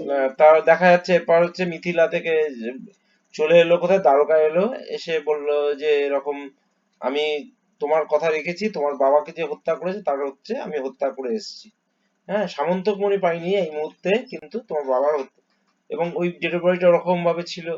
তখন সত্যভামা একটু শান্ত হলো, দিয়ে তারপর হচ্ছে তার বাবার যে পরকীয়া যে কাজ যেগুলো আছে শ্রাদ্ধক্রিয়া, হ্যাঁ, এবং সেটা হচ্ছে মেয়ে হিসেবে সত্যভামা এবং জামাতা হিসেবে স্বয়ং শ্রীকৃষ্ণ সেটা হচ্ছে সম্পূর্ণ করলেন। মাতাজি তারপর বলুন। সত্রাজিৎ হত্যার প্রধান ষড়যন্ত্রকারী অক্রূর ও কৃতবর্মা শতধন্বাকে এই জঘন্য কার্যে প্ররোচিত করলেও শ্রীকৃষ্ণের হাতে শতধন্বার মৃত্যুর খবর শুনে এবং শ্রীকৃষ্ণের দ্বারকায় প্রত্যাবর্তনের খবর শুনে তারা দুজনেই অবিলম্বে দ্বারকাপুরী ত্যাগ করে চলে গেলেন। অক্রূরের অবর্তমানে দ্বারকাবাসীরা মহামারী ও প্রাকৃতিক দুর্যোগের আশঙ্কায় শঙ্কিত হয়ে পড়ল। এটি হচ্ছে এরকম কুসংস্কার। একরকম কুসংস্কার, কারণ ভগবান শ্রীকৃষ্ণের উপস্থিতিতে মহামারী, দুর্ভিক্ষ বা প্রাকৃতিক দুর্যোগ ঘটতেই পারে না। কিন্তু অক্রূরের অনুপস্থিতিতে দ্বারকাপুরীতে কিছু অশান্তি সৃষ্টি হয়। এক সময় কাশী প্রদেশে বারাণসীর সীমানার ভিতর প্রচন্ড খরা হয় এবং কার্যত আদৌ বৃষ্টি হয়নি। সেই সময় অক্রূরের পিতা সফলকের সঙ্গে কাশীরাজ নিজ কন্যা গান্ধিনীর বিবাহের আয়োজন করেন। বস্তুত কাশীর রাজকন্যার সঙ্গে সফলকের বিবাহের পর ওই প্রদেশে প্রচুর পরিমাণে বৃষ্টিপাত হয়। সফলকের এই অলৌকিক শক্তির ফলে তার সন্তান অক্রূরকেও সমান শক্তি সম্পন্ন বলে বিবেচনা করা হতো। আর জনসাধারণের ধারণা হলো যেখানে অক্রূর বা তার পিতা থাকবে সেখানে দুর্ভিক্ষ, খরা বা প্রাকৃতিক দুর্যোগ ঘটতে পারবে না। যেখানে শৈত্যাধিক্য, তাপাদিক্য, দুর্ভিক্ষ বা মহামারী নেই, সেখানকার দেশবাসীকে কায়িক, মানসিক ও পারমার্থিক দিক দিয়ে সুখী বিবেচনা করা হয়। সেই দেশকে সুখের রাজ্য বলে গণ্য করা হয়। অশান্তি বা গোলযোগ সৃষ্টি হওয়া মাত্র জনগণ শুভ ব্যক্তিত্বের অভাবকেই এর কারণ বলে বিবেচনা করতেন। ফলে এক গুজবের সৃষ্টি হলো, অক্রূরের অবর্তমানে নগরীতে অশুভ ঘটনা ঘটছে। অক্রূর দ্বারকা ত্যাগ করে চলে গেলে দ্বারকাপুরীর কোনো কোনো বৃদ্ধ অনুভব করতে শুরু করলেন যে সামন্তক মণির অভাবেই অশুভ লক্ষণ দেখা দিচ্ছিল। জনগণের সৃষ্ট এই সব গুজবের কথা শুনে শ্রীকৃষ্ণ কাশী রাজ্যে অক্রূরকে ডেকে আনতে স্থির করলেন। এই অক্রূর ছিলেন শ্রীকৃষ্ণের। আচ্ছা, এইটুকুনি থাক। তাহলে একটা বুঝলাম কি, যে আহ, একে শতদূতকে উস্কেছিল কে? এই অক্রূর এবং কৃতবর্মা। তার পরবর্তী সময় অক্রূর আর কৃতবর্মা দেখছে যে তো এরকম শতদূত হত্যা হলো, তাহলে কি হচ্ছে, এবার আমরা আস্তে আস্তে কেটে পড়ি এখান থেকে, দ্বারকাপুরী ছেড়ে। অ্যাকচুয়ালি অক্রূর একটা গুডউইল ছিল, ভালো ছিল। কি ছিল, যে অক্রূর যেখানে থাকতো এরকম ছিল যে কাশী রাজার সাথে তার মেয়ের বিয়ে যখন হয়েছিল, তো কাশীতে অনেকদিন বৃষ্টিপাত হয়নি। অক্রূর কি করেছে, থাকাকালীন হচ্ছে বৃষ্টিপাত করেছে। তখন বলে না, অনেক সময় বলে না যে এই ব্যক্তি হচ্ছে খুব লাকি, বলে, দেখেছেন কি? হ্যাঁ, যে এই ব্যক্তি, হ্যাঁ, এই ব্যক্তি খুব মানে লাকির বাংলাটা কি জানো? আহ, শুভ আর কি, শুভ। এই ব্যক্তি থাকলে হচ্ছে শুভ, এরকম। যদিও ভগবান নিজেই হচ্ছে সবচেয়ে শুভ শুভ, হ্যাঁ, কিন্তু মানুষের মধ্যে একটা ওই ধারণা থাকে, কুসংস্কার থাকে যে এই ব্যক্তি খুব শুভ, এই ব্যক্তি আছে বলে সবকিছু ঠিক আছে। আর তার জন্য বলছে, ওই ব্যক্তি যখন চলে যাচ্ছে, হ্যাঁ, কোনো কারণে ধরুন চলে গেল, তখন বলছে যে এই যে দ্বারকাতে যে গন্ডগোল হচ্ছে বা কিছু হচ্ছে, এই অক্রূরের মতন ব্যক্তি চলে যাওয়ার ফলে হচ্ছে এরকম। তখন হচ্ছে ভগবান শ্রীকৃষ্ণ কি হচ্ছে বলে যে ঠিক আছে, অক্রূরকে একটু ডেকে পাঠাও। হ্যাঁ, তখন দেখি যে ডেকে পাঠানোতে কে আসে কিনা, কি বলে। মাতাজি পড়ুন তারপর। এই অক্রূর ছিলেন শ্রীকৃষ্ণের কাকা। এই জন্য অক্রূর দ্বারকায় ফিরে এলে ভগবান শ্রীকৃষ্ণ সর্বপ্রথম জ্যেষ্ঠ ব্যক্তির উপযুক্ত সম্মান জানিয়ে তাকে স্বাগত জানালেন। শ্রীকৃষ্ণ সকলেরই অন্তর্যামী পরমাত্মা। তিনি সকলের অন্তরের সব কথাই জানেন। শতধন্বার সঙ্গে অক্রূরের চক্রান্ত সম্বন্ধে যা কিছু ঘটেছিল শ্রীকৃষ্ণ তার সবই জানতেন। এই জন্য শ্রীকৃষ্ণ সহাস্যে অক্রূরকে বলতে লাগলেন। তাকে বদান্য প্রবর বলে সম্বোধন করে শ্রীকৃষ্ণ বললেন, প্রিয় কাকা, আমি জানি যে সামন্তক মণি শতধন্বা আপনার কাছে রেখে গেছে। বর্তমানে এই মণিটির কেউ প্রত্যক্ষ দাবিদার নেই, কারণ মহারাজ সত্যজিতের কোনো পুত্র সন্তান নেই। তার কন্যা সত্যভামাও এই মণিটি লাভ করতে খুব একটা আগ্রহী নয়। তবুও সত্যভামা সম্ভাব্য পুত্র সত্যজিতের পৌত্র রূপে উত্তরাধিকার বিধি অনুষ্ঠানের পর এই মণির বৈধ দাবিদার হবে। এই কথার মাধ্যমে ভগবান শ্রীকৃষ্ণ ইঙ্গিত করলেন যে সত্যভামা ইতিমধ্যেই সন্তান সম্ভবা এবং তার পুত্রই মণিটির যথার্থ দাবিদার হবে এবং সে নিশ্চয় তার কাছ থেকে সামন্তক মণি অধিকার করবে। তাই এটা থাকলো যে এবার কৃষ্ণ ডেকেছে যে কাকা এসো বসো, মানে যা ভুল হওয়ার হয়ে গেছে তোমার মধ্যে, হ্যাঁ, মণিটা আমি জানি তোমার কাছেই আছে, তা আমার মনির দরকার নেই, এমনকি আমার স্ত্রী সত্য আমারও মনির দরকার নেই, কিন্তু পৈতৃক জিনিস তো, ওদের বাড়ির জিনিস, ওর যে ছেলে বাচ্চা হবে, হ্যাঁ, বোঝা যাচ্ছে যে অলরেডি সন্তান সম্ভাবনা হয়ে আছে সত্যভামা, সে যদি পরবর্তী সময় দাবি করে, তখন আমি কি জবাব দেবো আর তুমি কি জবাব দেবে? তার চেয়ে ভালো হচ্ছে যার মণি তাকে দিয়ে দাও, তুমিও ভালো থাকো আর সবাইকে ভালো রাখো। হ্যাঁ মাতাজি, তারপর বলুন। শ্রীকৃষ্ণ আরো বললেন, এই মণিটি এমনই শক্তিশালী যে সাধারণ লোকের পক্ষে এটি রাখা সম্ভব নয়। আমি জানি আপনি বহু পুণ্যকর্ম করেন, এই জন্য মণিটি আপনার কাছে রাখায় কোনো আপত্তির কিছু নেই, অসুবিধাও কিছুই নেই। তবে কি আপনার কাছে মণিটি যে আছে, আমার এই কথায় আমার অগ্রজ শ্রী বলরাম বিশ্বাস করেন না। আমার অন্যান্য স্বজনরা যাতে সন্তোষ লাভ করে, এই জন্য হে উদার হৃদয়, তাদের সামনে মণিটি আমাকে দেখাবার জন্য আপনাকে অনুরোধ করছি। মণিটি যে আপনার কাছে রয়েছে তা আপনি অস্বীকার করতে পারেন না, কারণ নানাবিধ জনশ্রুতি থেকে আমরা জানতে পারি যে আপনি ঐশ্বর্য বৃদ্ধি করে স্বর্ণময় বেদিতে যজ্ঞানুষ্ঠান করছেন। মণিটির গুণাবলী সকলেই জানেন। যেখানেই মণিটি থাকবে, দৈনিক প্রায় 9 মণ বিশুদ্ধ সোনা সে রক্ষকের জন্য উৎপন্ন করবে। অক্রু প্রতিদিন সেই পরিমাণ স্বর্ণ লাভ করে যজ্ঞানুষ্ঠানে প্রচুর পরিমাণে তা বিতরণ করেছিলেন। এইভাবে মুক্ত হস্তে স্বর্ণ বিতরণী অক্রুর কাছে সামন্তমণি থাকার সন্দেহাতীত প্রমাণ। ভগবান শ্রীকৃষ্ণ তা উল্লেখ করেন। একদম দেখুন, ভগবান শ্রীকৃষ্ণ এই ডিরেক্টিভের মতন বলছে, কাকা যা হয়েছে হয়েছে, আমি যদি এখন হঠাৎ করে বলরামকেও বলি যে এটা তুমি নিয়েছো, ও বিশ্বাস করবে না, কিন্তু আমি জানি তোমার কাছে আছে। তিনি অন্তর্যামী হিসেবেও জানেন। আর মানুষের দেখবেন অনেক সময় বলে না যে কেউ যদি কিছু চুরি করে, কিছু না কিছু অ্যাক্টিভিটি থাকে, সেগুলো প্রকাশ পায়। এবং আপনারা জানেন যে সামন্তমণি যার কাছে থাকবে প্রতিদিন 9 মণ সোনা সেটা থেকে বেরোয়। এবার সেই সোনাটা, হ্যাঁ সেই সোনা, যাচ্ছি বলেছি, সেই পাম্পটা সোনাটা চালিয়ে দিয়ে যাবে। বলছি সেই সোনাটা রাখবে কোথায়? হ্যাঁ, সে আপনার সাথে যে তার জায়গায় তুমি, আর ও যজ্ঞানুষ্ঠান করছে, প্রচুর সোনা দিচ্ছে, এত সোনা অক্রুর পেলো কোথায়? নিশ্চয়ই সামন্তমণি কার কাছে আছে? অক্রুরের কাছে আছে। হ্যাঁ, তারপর মাতাজি বলুন। শ্রীকৃষ্ণ বন্ধুসুলভ মিষ্ট ভাষায় প্রকৃত ঘটনা সম্বন্ধে অক্রূরের মনে রেখাপাত করলেন। তিনি বুঝতে পারলেন যে শ্রীকৃষ্ণের কাছে কোনো খবরই গোপন করা যাবে না। তখন তিনি সূর্যের মতো উজ্জ্বল বস্ত্রাবৃত বহু মূল্যবান মণিটি শ্রীকৃষ্ণের সামনে এনে স্থাপন করলেন। সামন্ত মণি হাতে তুলে নিয়ে ভগবান শ্রীকৃষ্ণ উপস্থিত বন্ধু ও তার স্বজনদের সেটি দেখালেন, এবং তাদের উপস্থিতিতেই তিনি আবার মণিটি অক্রূরকে ফিরিয়ে দিলেন, যাতে তারা সকলে জানতে পারে যে মণিটি বস্তুতপক্ষে দ্বারকাপুরীতেই অক্রূরের কাছে রয়েছে। এই সামন্ত মণির কাহিনীটি খুবই তাৎপর্যপূর্ণ। শ্রীমদ্ ভাগবতে উল্লেখ করা আছে, যে কেউ এই কাহিনী শ্রবণ, কীর্তন বা স্মরণ করবেন, তিনি সব রকম অপযশ ও পাপকর্মের ফল থেকে নির্মুক্ত হয়ে পরম সিদ্ধি ও অন্তিম শান্তি লাভ করবেন। ইতি লীলা পুরুষোত্তম শ্রীকৃষ্ণ গ্রন্থে সত্রাজিৎ ও শতধন্বা পদ নামক সপ্তপঞ্চাশতম অধ্যায়ে ভক্তি বেদান্ত তাৎপর্য সমাপ্ত হলো। তাহলে এখানে দেখতে পাচ্ছি যে ভগবান শ্রীকৃষ্ণ কি করলেন? অক্রুরকে বললেন যে তুমি দিয়ে দাও, হ্যাঁ তুমি যথেষ্ট বয়স হয়েছে, হ্যাঁ কেন শুধু শুধু অযথাই করবে? তা অক্রুর বুঝতে পারলো যে এখন আর কিছু করার নেই। হ্যাঁ, অক্রুর নিয়ে এসে সেই মণিটা সবার সামনে কি করলো? ভগবান শ্রীকৃষ্ণকে দিলেন। কিন্তু ভগবানের কাছে তো ওই সামন্ত মণির কোনো ঐশ্বর্যই নেই, দরকার নেই, কারণ ভগবান হচ্ছে সমগ্র ঐশ্বর্যের মালিক।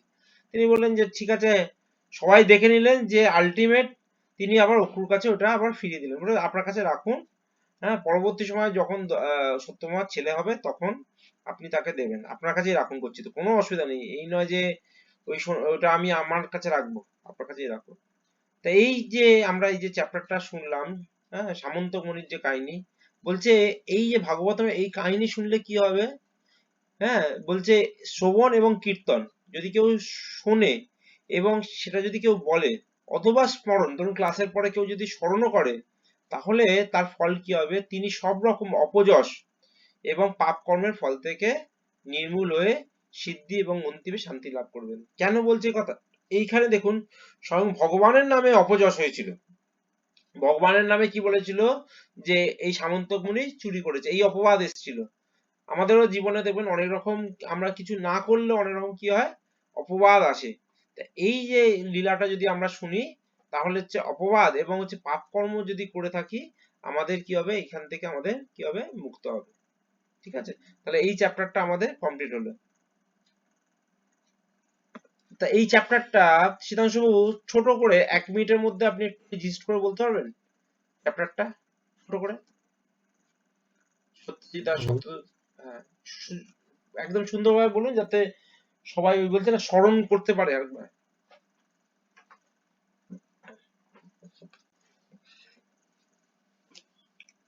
তো শুরু হলো পাণ্ডবদের যতুগৃহে পাঠানোর ঘটনা থেকে। হ্যাঁ, আমি আস্তে আস্তে এখন করছি, আপনার কাছে থাকছে, আপনি দেখে দেখেই একটুখানি মানে মাথায় রাখুন, তাহলে বলতে থাকুন। তো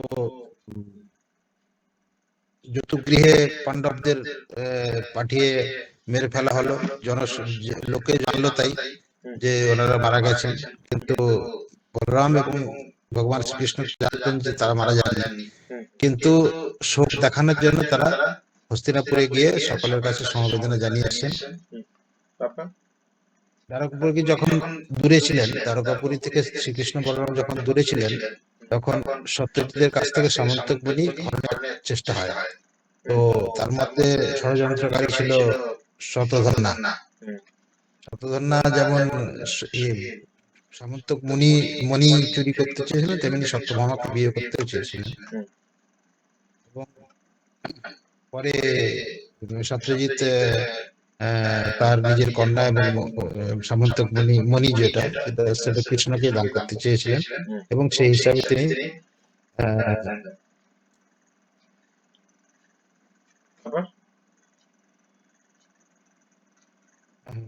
জানতেন এবং তার কন্যাকে গ্রহণ করে মণিকে তাকে ফেরত পাঠান। কিন্তু কথা হচ্ছে যে সত্যজিতের মণি সহ তো তার কন্যা দান করেছিলেন, কিন্তু ওই মণির প্রতি তার যে একটা ছিল, দুর্বলতা ছিল, সেটা শ্রীকৃষ্ণ জানতেন। তাই বিয়ের পরে উনি সত্যজিৎকে মানে শ্বশুরকে মণিটা ফেরত দেন।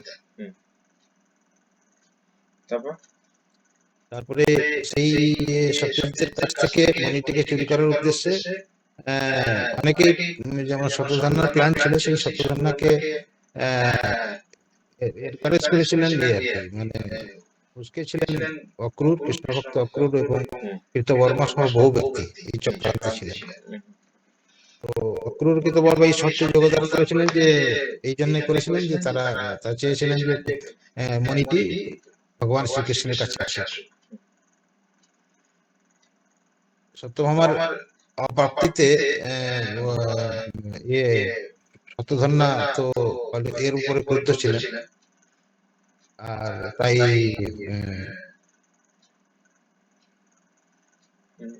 বলুন, ভুলে যাচ্ছেন তাড়াতাড়ি। তারপর কি হলো যে এরকম তখন তো বলুন বলুন। অক্রূরের মতো ভগবত মহাভাগবত এই ষড়যন্ত্রে যোগদান কেন করেছিলেন? যে এখানে ভাগবতে বলা হচ্ছে যে সঙ্গ দোষে বা এতে অনেক সময় বড় বড় ভগবতেরও ইয়ে হয়, পতন, চিত্তবৃত্তি পতন হয়। তো পাপী ষড়যন্ত্রকারীদের সঙ্গে অক্রূর বাধ্য হয়েছিলেন এই কৃতবর্মা ও ভগবত প্রবলভক্ত হলেও কংসের সঙ্গে অন্তরঙ্গ সঙ্গ লাভের ফলে তারও অনেক কর্মফলে তিনিও কলুষিত হয়ে পড়েন। এইসব চক্রান্তে যোগদান করেছিলেন। তারপরে শতধন্বা একদিন সত্যজিতের গৃহে প্রবেশ করে তাকে হত্যা করে সেই মণিটিকে হাতিয়েছিলেন, যখন সত্যজিৎ খুব গভীর ঘুমিয়েছিলেন। আচ্ছা, সত্যজিতের যখন এমনি ঘরে ঢোকেন, মানে শতধন্বা যখন ঘরে ঢোকেন, তখন কিন্তু মহিলারা জানতেন এবং তারা এর বিরোধ করেছিলেন, কিন্তু সে অত্যন্ত নির্মম ভাবে সত্যজিতের হত্যা করে এটি নিয়ে চলে যায়, মণিটি নিয়ে চলে যায়। তো সত্যভামা তখন তো এতে ছিলেন, বাপের বাড়িতে ছিলেন। বাপের বাড়িতে ছিলেন না, ছিলেন না তখন সেখানে। না না, তখন বাপের বাড়িতে ছিল, তোর চোখের সামনে ওর বাবাকে হত্যা করা হয়েছে। কিন্তু তখন সত্যভামা ঠিক করলেন যে এর প্রতিশোধ কেবল শ্রীকৃষ্ণ নিতে পারেন, তাই তার পিতার যে মৃত শরীর তেলের মধ্যে সংরক্ষিত করে তিনি শ্রীকৃষ্ণের একদম হস্তিনাপুরে গেলেন। গেলেন। তারপর হচ্ছে তো হস্তিনাপুরকে গিয়ে শ্রীকৃষ্ণ বাবার তাদের কথা কি বললেন যে করতেন? এরকম আমি আমি বলে আমার দিচ্ছি শর্টকাট আমার করে। পিতার হত্যা হয়েছে, হ্যাঁ, হয়েছে বাবাকে বলে এইভাবে হত্যা করা হয়েছে, তোমাকে এর ব্যবস্থা করতে হবে। আর সঙ্গে সঙ্গে কৃষ্ণ এবং বলরাম কি করলেন, চলে এলেন হচ্ছে দ্বারকাতে চলে এলেন। হ্যাঁ, দ্বারকাতে এসে কি করলে, সত্যভামাকে তো নিয়ে তারপর কাকে হত্যা করলেন, কাকে হত্যা করলেন প্রভু? শত্রুঘ্নকে। আহ, বধ করলেন। শত্রুঘ্ন। হ্যাঁ, আহ, কিন্তু ওকে তার যখন আগে সার্চ করার করে দেখছে, ও না, তার মধ্যে কি সত্যভামা কি করেছিল, সামন্তমণিটা অক্রুর কাছে দিয়েছিল, কৃতবর্মার কাছে গেছিল, কৃতবর্মা বললো না আমি রাখতে পারবো না, বর্মা অক্রুর কাছে অস্বীকার করার রাখলো। পরে তিনি এর কাছে নিয়ে হ্যাঁ, গেছিলেন। অক্রুর কাছে রাখলো, অক্রুর বলছে আমি রাখতে পারবো না। তারপর হচ্ছে একটা মানে খুব পাওয়ারফুল ঘোড়াতে করে সে হচ্ছে পালিয়ে যাচ্ছিল। আর পালিয়ে যাচ্ছিল। আর এদিকে কি হচ্ছে, বলরাম এবং শ্রীকৃষ্ণ শ্রীকৃষ্ণ বলরাম শ্রীকৃষ্ণ তারা ওই গরুড়ের চিহ্নিত পতাকা সহ একটা জাহাজে এতে করে, রথে করে দ্রুত গতিতে সেখানে পৌঁছে তাকে বধ হত্যা করেন। করলো। এবং হত্যা করার পর তার কাছ থেকে আর ওটা পাইল না। তখন এদিকে বলরাম বললো আমি কিছুদিন মথুরায়, সরি, মিথিলায় থেকে যাব, আর তুমি চলে যাও দ্বারকা। হ্যাঁ, তাও মিথিলায় থেকে গেল, দ্বারকা চলে এলো। এদিকে মিথিলাতে বলরামের সাথে দেখা হলো হচ্ছে ধৃতরাষ্ট্র দুর্যোধনের সাথে, এবং সেখানে কিছুদিন ওরা গদাবিদ্যা শিখলো। হ্যাঁ, বলরামের কাছ থেকে। আর এসে বললো যে বাবাকে যে হত্যা করেছে তাকে আমি হত্যা করে দিয়েছি। হ্যাঁ, তারপর হচ্ছে মেয়ে একটু শান্ত হলো, কিন্তু ওই সামন্তমণিটা সে পায়নি। এর মধ্যে দেখা যাচ্ছে বিদুরও বলছে আর কৃতবর্মা বলছে আমাদের আর ভাল লাগছে না দ্বারকা, আমি চলে যাবো। তখন বোঝা যাচ্ছে লোকেরা ভাবছে যে এরা চলে যাওয়া মানে অঘটন করবে। তখন কৃষ্ণ বুঝে গেল যে আসল ঘটনাটা কে করেছে, তার কাকা করেছে। একদিন ডেকে বললো যে কাকা টাকা এইগুলো ফেরত দিয়ে যাও।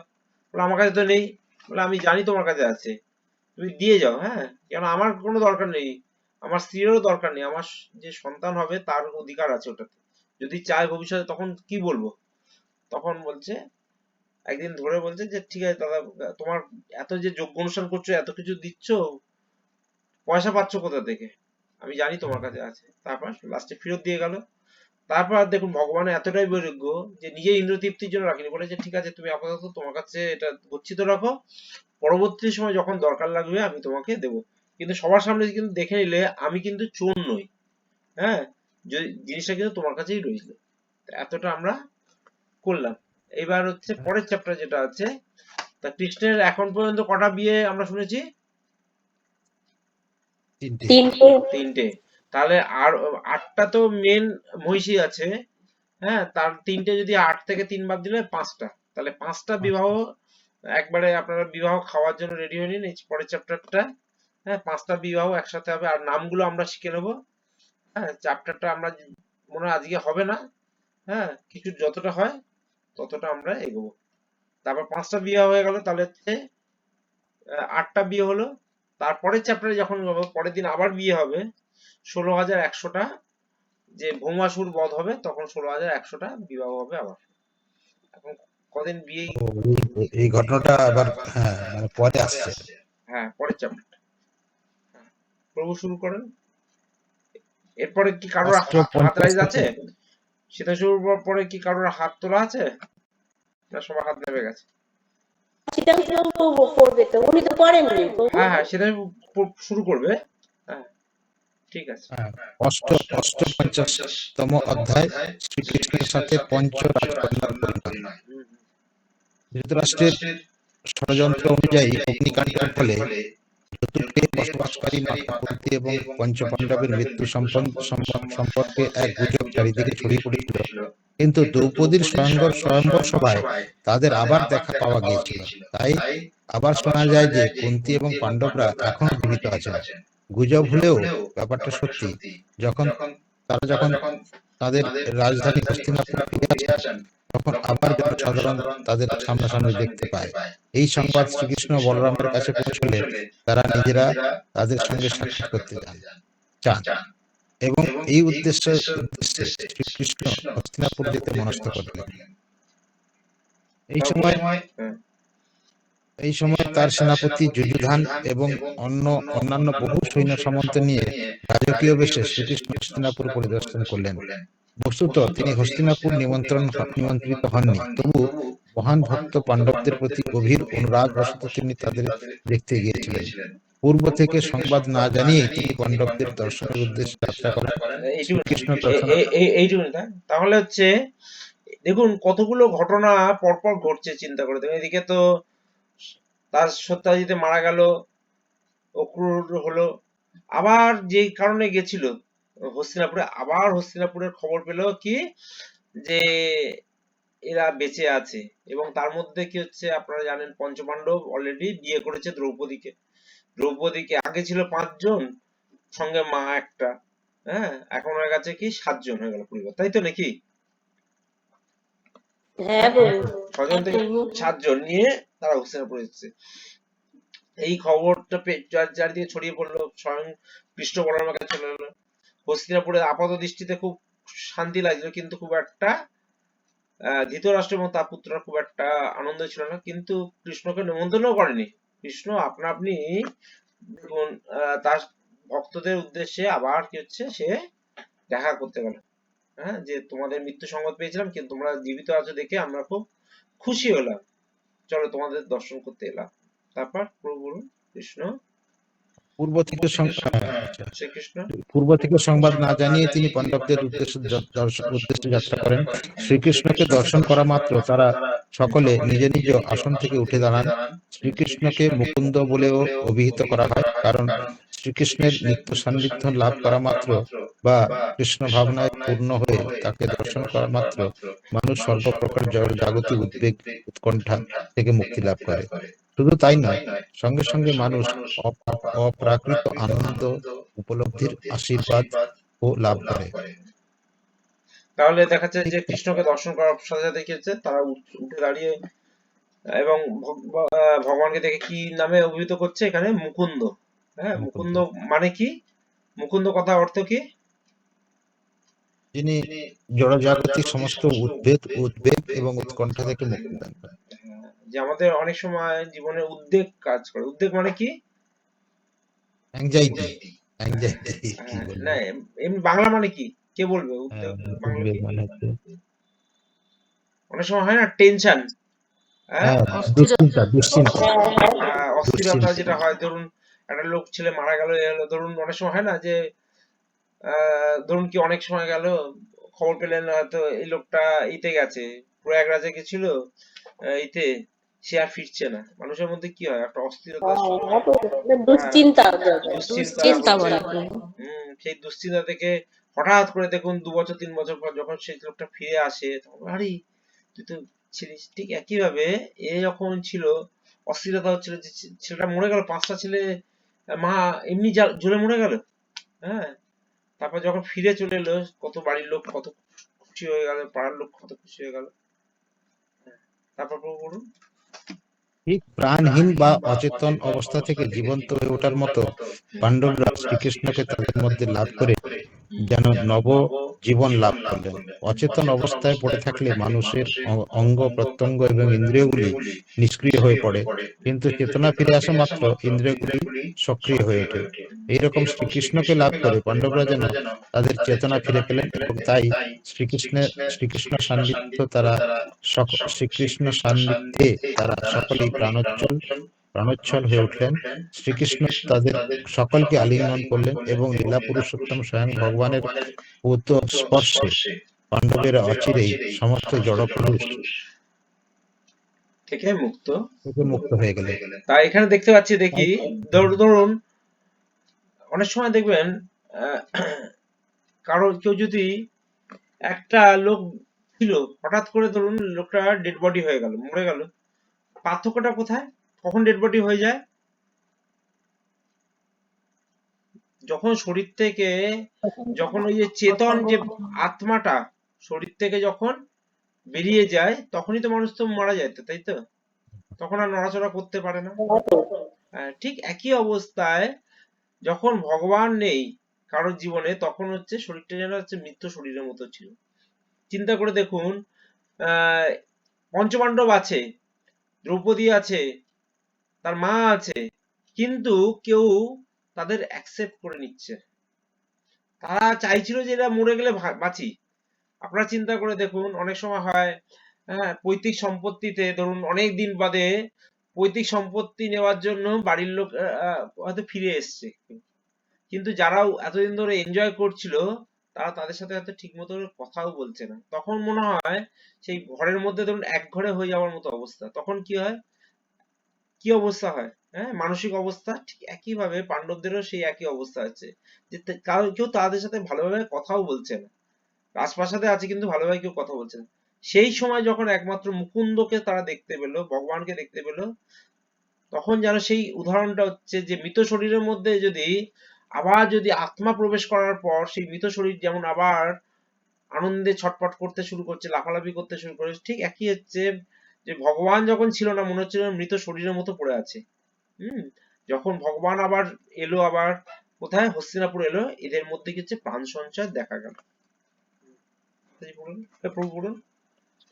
শ্রীকৃষ্ণ তাদের সকলকে আলিঙ্গন করলেন এবং লীলা পুরুষোত্তম স্বয়ং ভগবানের উতস্পর্শে পাণ্ডবরা চিরেই সমস্ত কলুষ থেকে মুক্ত হইলেন। তাই তারা অপ্রাকৃত আনন্দ সুখে হাস্যোজ্জ্বল হয়ে উঠলেন। শ্রীকৃষ্ণের মুখারবিন্দ দর্শন করে তারা সকলেই দিব্য সুখে নিমগ্ন হলেন। পরমেশ্বর ভগবান হলেও যেহেতু তিনি একজন সাধারণ মানুষের ভূমিকা গ্রহণ করেছিলেন, তাই শ্রীকৃষ্ণ অবিলম্বে যুধিষ্ঠির ও ভীমের পাদ স্পর্শ করলেন, কারণ তারা ছিলেন শ্রীকৃষ্ণের বয়োজ্যেষ্ঠ জ্ঞাতিভ্রাতা। সমবয়স্ক বন্ধু হওয়ায় অর্জুন শ্রীকৃষ্ণকে আলিঙ্গন করলেন, কিন্তু শ্রদ্ধা জানাবার উদ্দেশ্যে কনিষ্ঠ ভ্রাতৃদ্বয় নকুল ও সহদেব শ্রীকৃষ্ণের পদারবিন্দ স্পর্শ করলেন। শ্রীকৃষ্ণ পাণ্ডবদের উপযুক্ত সামাজিক শিষ্টাচার অনুযায়ী পারস্পরিক অভিবাদনের পর শ্রীকৃষ্ণকে একটি সম্মানিত উচ্চ আসন দেওয়া হলো। শ্রীকৃষ্ণ আরামপ্রদ আসনে উপবিষ্ট হয়ে পরম রমণীয় যৌবনোচ্ছল নব পরিণীতা দ্রৌপদী সসম্ভ্রমে অভিবাদন জানাতে তার কাছে গেলেন। শ্রীকৃষ্ণের সঙ্গে তারা হস্তিনাপুরে গিয়েছিলেন, সেই যাদবদেরও সাদরে গ্রহণ করা হলো। সাত্যকী, যুযুধান এবং উত্তম আসন দেওয়া হয়। এইভাবে অবশিষ্ট সকলেই উপযুক্ত আসন লাভ করলে শ্রীকৃষ্ণের পাশাপাশি পাণ্ডবরাও আসন গ্রহণ করেন। তাই এখানে দেখতে পাচ্ছি যে সবাই গেছে, এবার আনন্দ শুরু হচ্ছে যেহেতু কৃষ্ণ গেছে। এবার কৃষ্ণ হচ্ছে বয়সে যুধিষ্ঠির এবং হচ্ছে ভীমের থেকে ছোট, হ্যাঁ, আর হচ্ছে অর্জুনের সমকক্ষ। বলছে না, অর্জুন বলছে না যে তুমি আমার সখা, হ্যাঁ, যে অর্জুনের সাথে একদম যেন, তাহলে যে নিয়ম অনুসারে কি বড়দের প্রণাম করতে হয়, যদিও তিনি ভগবান, তবু ওই জগতে লীলা করবার জন্য যুধিষ্ঠির এবং ভীমকে সে পায়ে ছুঁয়ে প্রণাম করছে, হ্যাঁ, এবং হচ্ছে করার পর সে হচ্ছে অর্জুনের সাথে গলা জড়াজড়ি করে বসে আছে। এই মুহূর্তে দ্রৌপদীও এসে গেছে, হ্যাঁ, তা দ্রৌপদীকে আপনারা জানেন দ্রৌপদীর অন্যতম একটা নাম হচ্ছে কৃষ্ণা বলা হয়, তাই না? দ্রৌপদী জানেন কি আপনার নাম কৃষ্ণা? হ্যাঁ প্রভু। দ্রৌপদীকে ভগবানের একটা উপযুক্ত ভক্ত কিন্তু দ্রৌপদী, হ্যাঁ, যে ঠিক আছে চলো। এবং আপনারা বারে বারে দেখবেন এই যে যুযুধানের নাম পড়ছেন, এই যুযুধানের নাম যখন আপনারা দেখবেন, যখন ভগবত গীতা যখন স্টার্ট হচ্ছে যে চ্যাপ্টারটা, বলছে তোমাদের পক্ষে কারা সৈন্য আছে, আমাদের পক্ষে আছে, তখন দেখবেন যুযুধান অমুক তমুক, হ্যাঁ হ্যাঁ। তা এই দেখুন যুযুধানের নামটা কিন্তু আমরা বারে বারে বলছি, তাদেরও আসন দেওয়া হলো এবং পঞ্চপাণ্ডবরাও কৃষ্ণের পাশে, যে পঞ্চপাণ্ডবরা সেখানেও আসনে বসলেন। তা আমরা এই বিবাহটা আগে পর্যন্ত কমপ্লিট করব, হ্যাঁ, যতটা হচ্ছে, যেমন আমাদের কাছে 15 মিনিট টাইম আছে, বিয়ের আগে পর্যন্ত কমপ্লিট করব, তারপরে আমরা দেখতে দেবো। হ্যাঁ, মানে শ্রীকৃষ্ণের বিয়ের কথা বলছি আমি। হ্যাঁ, পঞ্চপাণ্ডবদের সঙ্গে দেখা সাক্ষাতের পর তাদের মা এবং শ্রীকৃষ্ণের পিতৃশ্বশা শ্রীমতী কুন্তী দেবীর সঙ্গে শ্রীকৃষ্ণ সাক্ষাৎ করতে গেলেন। কুন্তী দেবীকে মানে আমার মনে হয় বাবার বোন, মানে পিসিমশাই, পিসিমা। শ্রীমতী কুন্তী দেবীর সঙ্গে শ্রীকৃষ্ণ সাক্ষাৎ করতে গেলেন। কুন্তী দেবীকে প্রণাম করার জন্য তিনি তার পদস্পর্শ করলেন। তখন কুন্তী দেবীর চোখ অশ্রুপূর্ণ ও আর্দ্র হয়ে উঠল। তাই গভীর অনুরাগে অভিভূত হয়ে তিনি শ্রীকৃষ্ণকে আলিঙ্গন করলেন। তারপর কুন্তী দেবী শ্রীকৃষ্ণের নিকট তার পিতা বাসুদেব, দেবকী, তাদের পরিবারের অন্যান্যদের কুশল সংবাদ জানতে চাইলেন। সেই রকম শ্রীকৃষ্ণ কুন্তী দেবীর নিকট পাণ্ডবদের পরিবারের কুশল সংবাদ জানতে চাইলেন।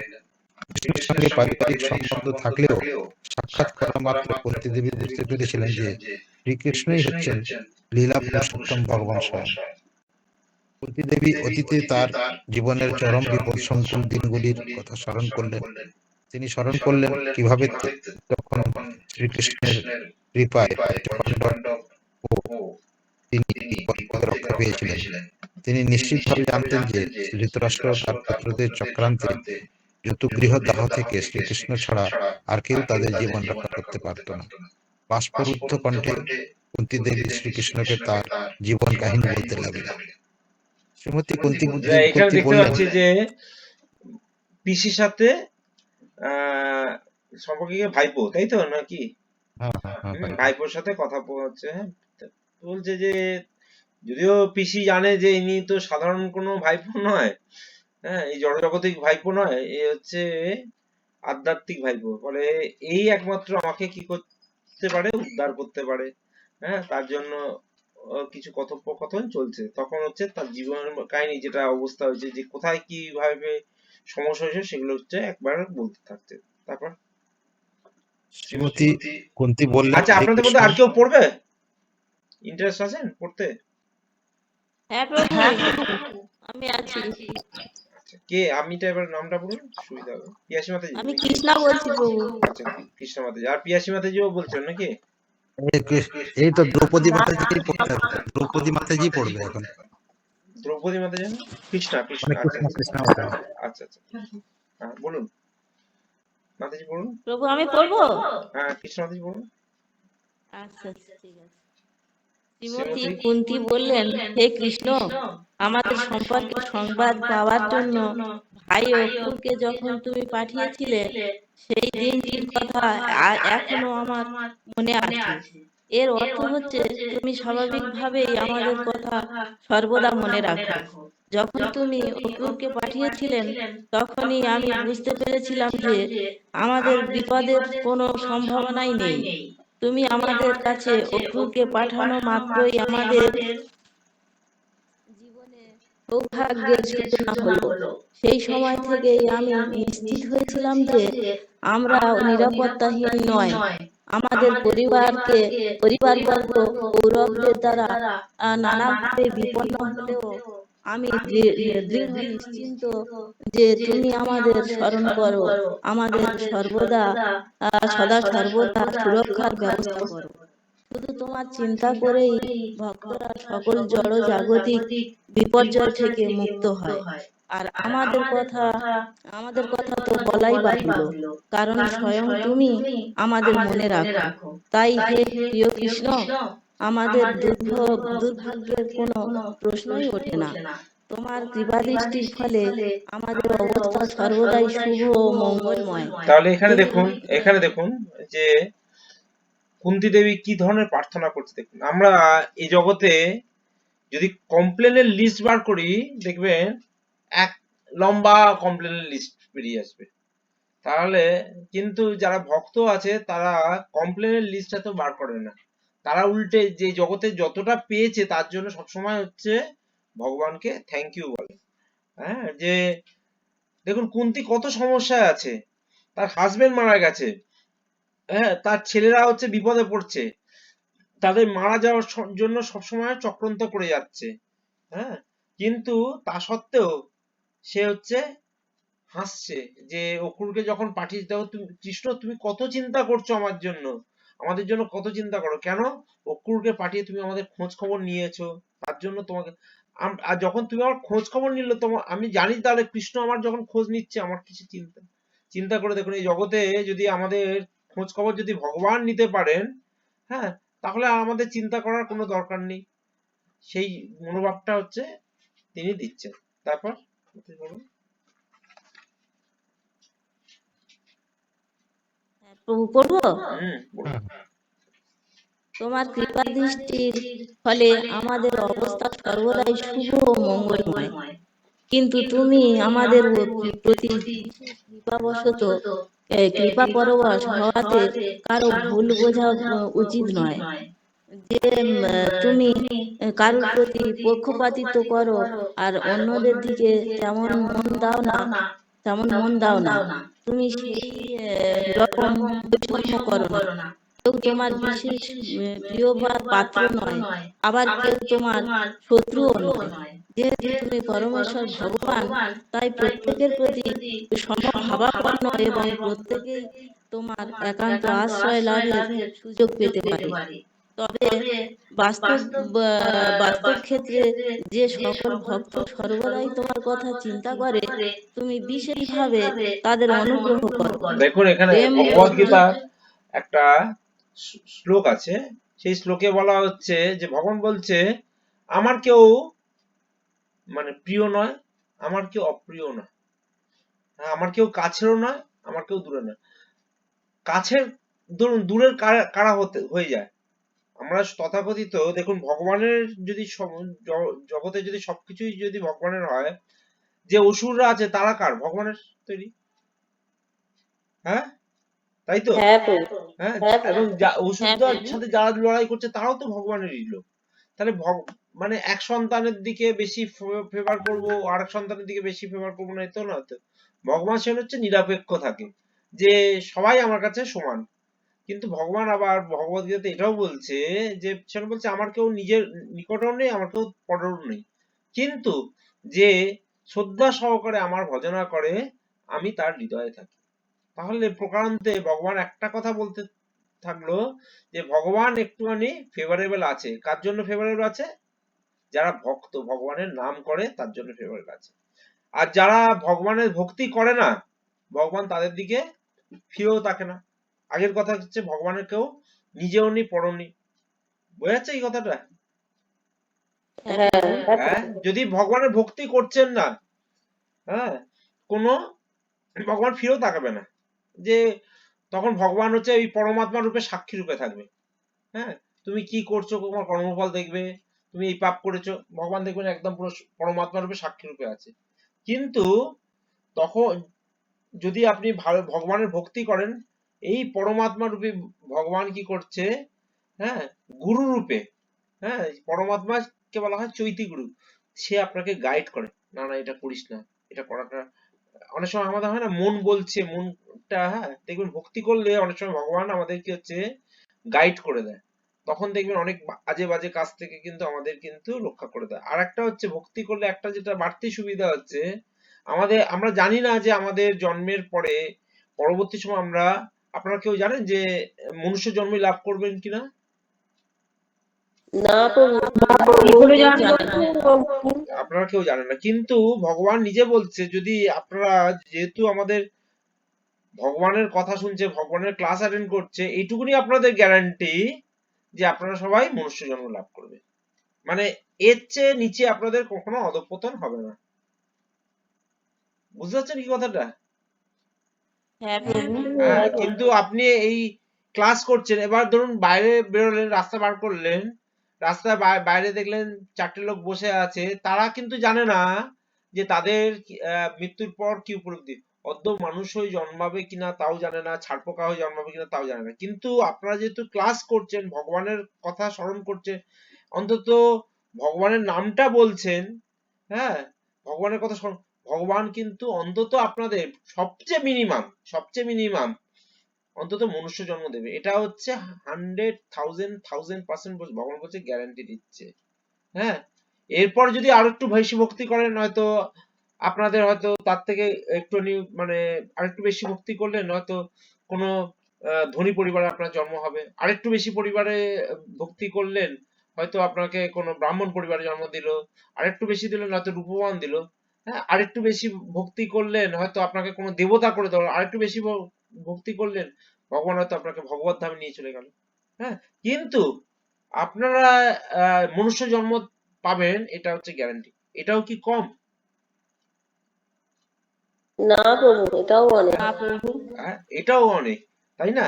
তাহলে মানুষ যে এই যে মনে যে মানুষ যে মৃত্যু ভয় পাচ্ছে, আমরা এখানে শেষ করে দিচ্ছি। এই যে এখানে শেষ করে দিয়েছেন তো, এই মঙ্গলময় পরিস্থিতি সৃষ্টি হয়। এতটা হয়ে গেছে তো না মাতাজি? হ্যাঁ হয়ে গেছে। হ্যাঁ, তাদের তাহলে অনুগ্রহ করো এই পর্যন্ত তো প্রভু। এই যে যে যতটা বললাম এই যে তুমি লাস্টে, বিশেষভাবে তাদের অনুগ্রহ করো এই তারপর পর্যন্ত। বলে যান, তারপর সেটুকু চেষ্টা করে নিন। আর একটু বলে দিন। হুম, প্রেম রজ্জু দিয়ে ভক্তরা তোমাকে বন্ধন করে, হুম, তোমার সঙ্গে সম্বন্ধ স্থাপন করে, হুম, তাই মুহূর্তের জন্য তারা তোমাকে ভুলতে পারে না। তুমি সকলের হৃদয়ে হুম। অবস্থান করছো, কিন্তু ভক্তরা সর্বদাই তোমাকে স্মরণ করায়, সেইভাবে তুমিও তাদের সাড়া দাও।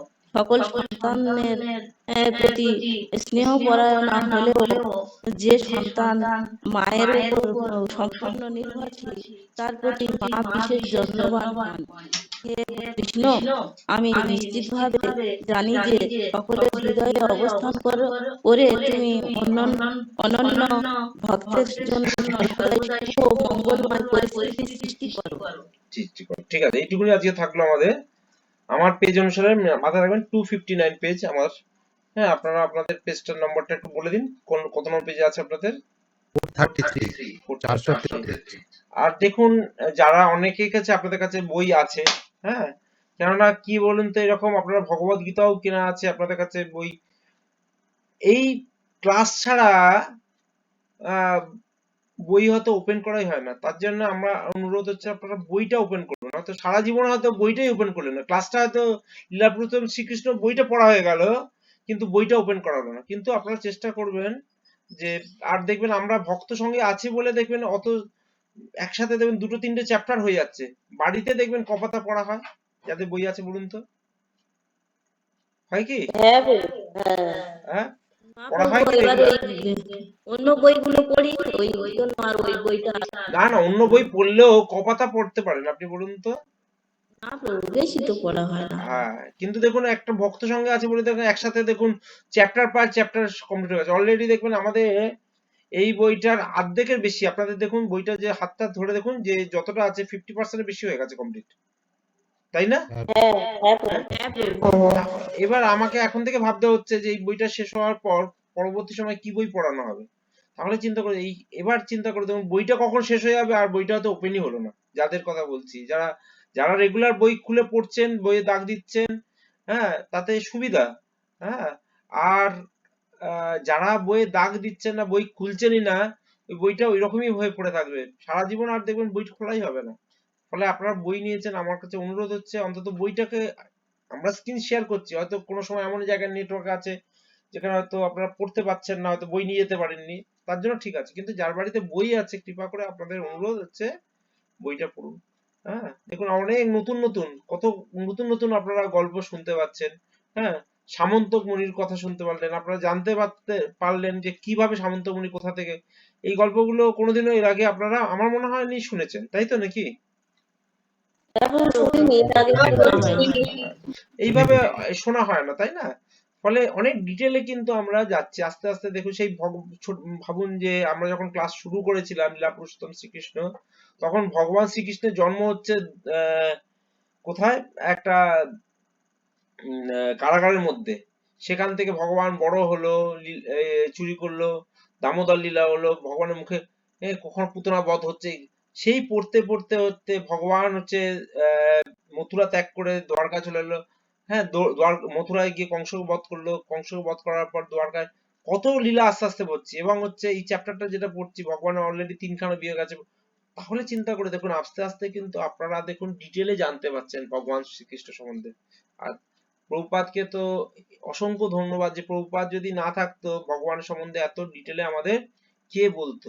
হ্যাঁ, আমরা তো মানে কোনোদিনও তো বাস্তবে দেখবেন এত ইস্কন ছাড়া এত প্রচারক কোনো জায়গায় কিন্তু আমার মনে হয় না যে হয়, যে এত শাস্ত্র অধ্যয়ন করা এবং সিস্টেমেটিক ভাবে শাস্ত্র অধ্যয়ন করা। হ্যাঁ, অনেকেই অনেক সংস্থার সাথে যুক্ত হয়ে থাকে। হ্যাঁ, আমার মনে হয় না যে কোনো সংস্থাতে এরকম সিস্টেমেটিক ভাবে আপনারা পড়াশোনার সুযোগ পাচ্ছেন। সিদ্ধার্থ বাবু, এই সম্বন্ধে কিছু বলবেন আপনি? প্রভু ওই এই শাস্ত্র দিয়ে অন্যান্য তারা কি করে, তাদের নিজস্ব নিজস্ব বইপত্র করে, না, নিজস্ব বই তাদের বইপত্র নিজস্ব করছে, বইপত্র করে। কিন্তু বইপত্র করছে, কিন্তু সেই বইপত্র করে লোককে যে পড়ানো, বইপত্র সেইটা হয় না। বুক ফেয়ারে তো দেখবেন প্রতিটা সংস্থারই বিভিন্ন রকম স্টল আছে, কিন্তু সেই স্টলের বইটা বিক্রি করাটাই কাজ, কিন্তু সেই বইটা হচ্ছে তাদের বাড়িতেও বই কিনে নিয়ে যাচ্ছে লোকে, কিন্তু বইটা বইয়ের মতো পড়াচ্ছে, কিন্তু তাদের ধরে ধরে যে বই পড়ানো, হ্যাঁ, সেই সিস্টেমটা সেটা কি হচ্ছে? সেটা কি রেগুলার না গো, সিস্টেম নেই। এটাই একমাত্র এই ইস্কনই হয়, আমি ওটাই এছাড়া বলছি কোথাও যে বই সমস্ত সংস্থা দাঁড়িয়ে আছে তাদের বইয়ের মধ্যে। বই মেলাতে দেখুন না 1000-এর বেশি স্টল করেছে, কিন্তু কোন সংস্থা আপনারা বলুন যে তারা বই বিক্রি করার সাথে সাথে সেই বইগুলো আপনাদের ধরে নিয়েছে বলে পড়ুন, কোনোদিন কি হয়? না কোনোদিন না প্রভু। কোনোদিন হয় না। সেই জন্য বলছি এই সুযোগটা প্রভুপাদ কৃপা করেছে বলে আমাদের পড়ার সুযোগ হচ্ছে। নয়তো সেই ছোটবেলা থেকে কৃষ্ণ বড় হলো, কংসবধ করলো, হ্যাঁ, এই তো গল্প আমরা লীলা জানতাম, কিন্তু এত ডিটেলে সামন্তমণি কোথা থেকে কৃষ্ণের 108খানা যে স্ত্রীর নাম কে বলতো? ঠিক আছে, আপনারা আজকে থাকলো আজকে এই ক্লাসটা, আবার আমরা মিট করছি হচ্ছে কবে? বুধবার দিন মিট করছি। শ্রীল প্রভুপাদের জীবনীর উপর করব এবং নতুন একটা শ্লোক, এবং এই শ্লোকটা আমরা আপনাদের জিজ্ঞেস করছি এটা কি কোন বই থেকে করলে সুবিধা হবে? আহ গীতা থেকে করা হবে না চৈতন্য চৈতন্য থেকে করা হবে? আপনারা কি মতামত দেন? পরের দিন প্রভু গীতা থেকে হলে ভালো হয়, কারণ কি চৈতন্য চরিতামৃতটা আমার নেই। না না, আপনার না থাকলেও অসুবিধা নেই, আমরা তো আপনাদের শেয়ার করছি। হ্যাঁ, বাকিদের কি বলছেন। মতামত? বাকিদের কি হরে মতামত? হরে কৃষ্ণ প্রভু, গীতা তো গীতা হলেই ভালো হয়। হ্যাঁ পরের দিন হ্যাঁ ঠিক আছে। প্রভু গীতাটা শেষ হোক, তারপরে চৈতন্য চরিতামৃত হলে তো বোধ হয় আমার মনে হচ্ছে না ঠিক না, আছে। আমরা ঘুরিয়ে একটা ফিরিয়ে একটা ঘুরিয়ে ফিরিয়ে করবো, বই কিন্তু শেষ করুন। হ্যাঁ, না না, ওরকম গীতা ঘুরিয়ে তো ফিরিয়ে শুধু জানাই হয়নি প্রভু, এখন গীতায় থেকে প্রভু জানে।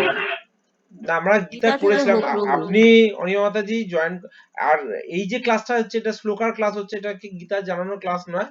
গীতা নিয়ে আমরা, আপনি জয়েন করার আগে আমরা একবার গীতা পড়েছিলাম, তাই তো নাকি? হ্যাঁ হ্যাঁ প্রভু, একবার হয়েছে। একবার আমরা গীতা দুটো পড়েছিলাম, শ্লোক আবার আছে। কোনোদিন যদি সম্ভব হয় আবার নৈতিক গীতা হবে। এখন আপাতত আমরা শ্লোক কি করে শিখবো সেইগুলো শিখছি। হ্যাঁ, শ্লোক তো আমাদের সংস্কৃত শ্লোকও শিখতে হবে, বাংলা শ্লোকও শিখতে হবে, হ্যাঁ, অন্য শ্লোকও প্রভু শিখতে ওই হবে। বুধবার করে তো ওই গীতার শ্লোকটা হচ্ছে, তবুও কিছুটা তো গীতা হচ্ছে। হ্যাঁ একটু হ্যাঁ চৈতন্য চরিতামৃতটা জানার একটু ইচ্ছা ছিল। হ্যাঁ, ঠিক আছে, আস্তে আস্তে হোক না, আপনারা কোথায় পালাচ্ছেন আর আমি কোথায় যাচ্ছি। ঠিক আছে, তাই এইটুকুনি থাকলো। হ্যাঁ, পরের দিন আবার আমরা বুধবার দিন সন্ধ্যে 7:30টার সময় আমরা আসবো হচ্ছে গীতার নতুন কোন শ্লোক নিয়ে। আর যারা যারা দেননি কৃপা করে হ্যাঁ একটুখানি দিয়ে দিন।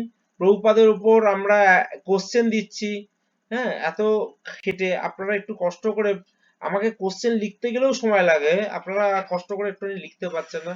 মাত্র 3জন না 4জন মাত্র দিয়েছেন, তার মধ্যে সাগরিকা মাতা বলছে প্রভু দিচ্ছেন না কেন? আমি সাগরিকা মাতা উত্তর দিয়েছে যদিও, বাকিদের উদ্দেশ্যে বলছি আপনারা একটুখানি, এত কষ্ট করে লিখছি, আপনারা একটুখানি শুধু উত্তরগুলো একটুখানি খুঁজে খুঁজে ও দিয়েছি তো।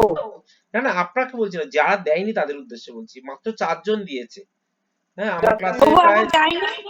হ্যাঁ, না না, আপনি আছেন, আপনাদের আছে সন্ধ্যা মতো 30 জনের মধ্যে 4জন দিয়েছে, তাহলে আমি কি চারজনকে চারজন নিয়ে কে ক্লাস কে করছি? প্রভু?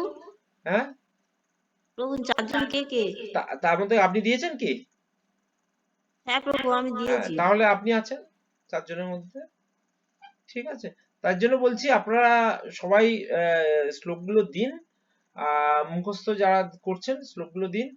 আর আমি 4জন বলছি, শ্লোকার কথা বলছি না, আমি 4জন বলছি ওই কোশ্চেন অ্যান্সারের কথা। কোশ্চেন অ্যান্সারটাও ধরে হয়তো 5 মিনিটের মধ্যে আপনাদের হয়তো হয়ে যাবে, মন দিয়ে শুনবেন। প্রথম কাজ হবে কি, চেষ্টা করুন যত তাড়াতাড়ি এগুলো কমপ্লিট করে দেয়, পেন্ডিং করতে করতে 1 সপ্তাহ পরে আবার আসছে। তারপর আমরা আবার কিছুদিন বাদে একটা সিনেমা দেখানোর ক্লাস শুরু করবো, রবিবার দিন করে বা অন্য দিন করে। হ্যাঁ, ফলে আপনারা যুক্ত থাকুন, আনন্দ পাবেন। ঠিক আছে, কারোর কিছু জিজ্ঞাসা থাকলে করুন।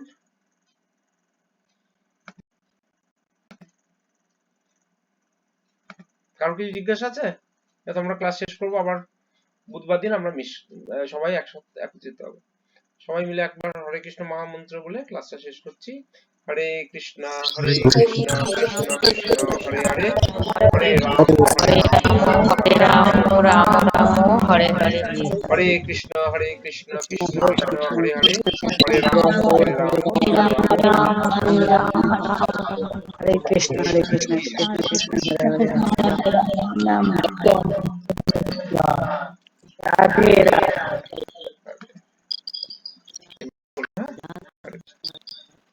জয় শ্রী কৃষ্ণ, জয় শ্রী কৃষ্ণ, জয় শ্রী, জয় শ্রী রাধা, জয় শ্রী রাধা।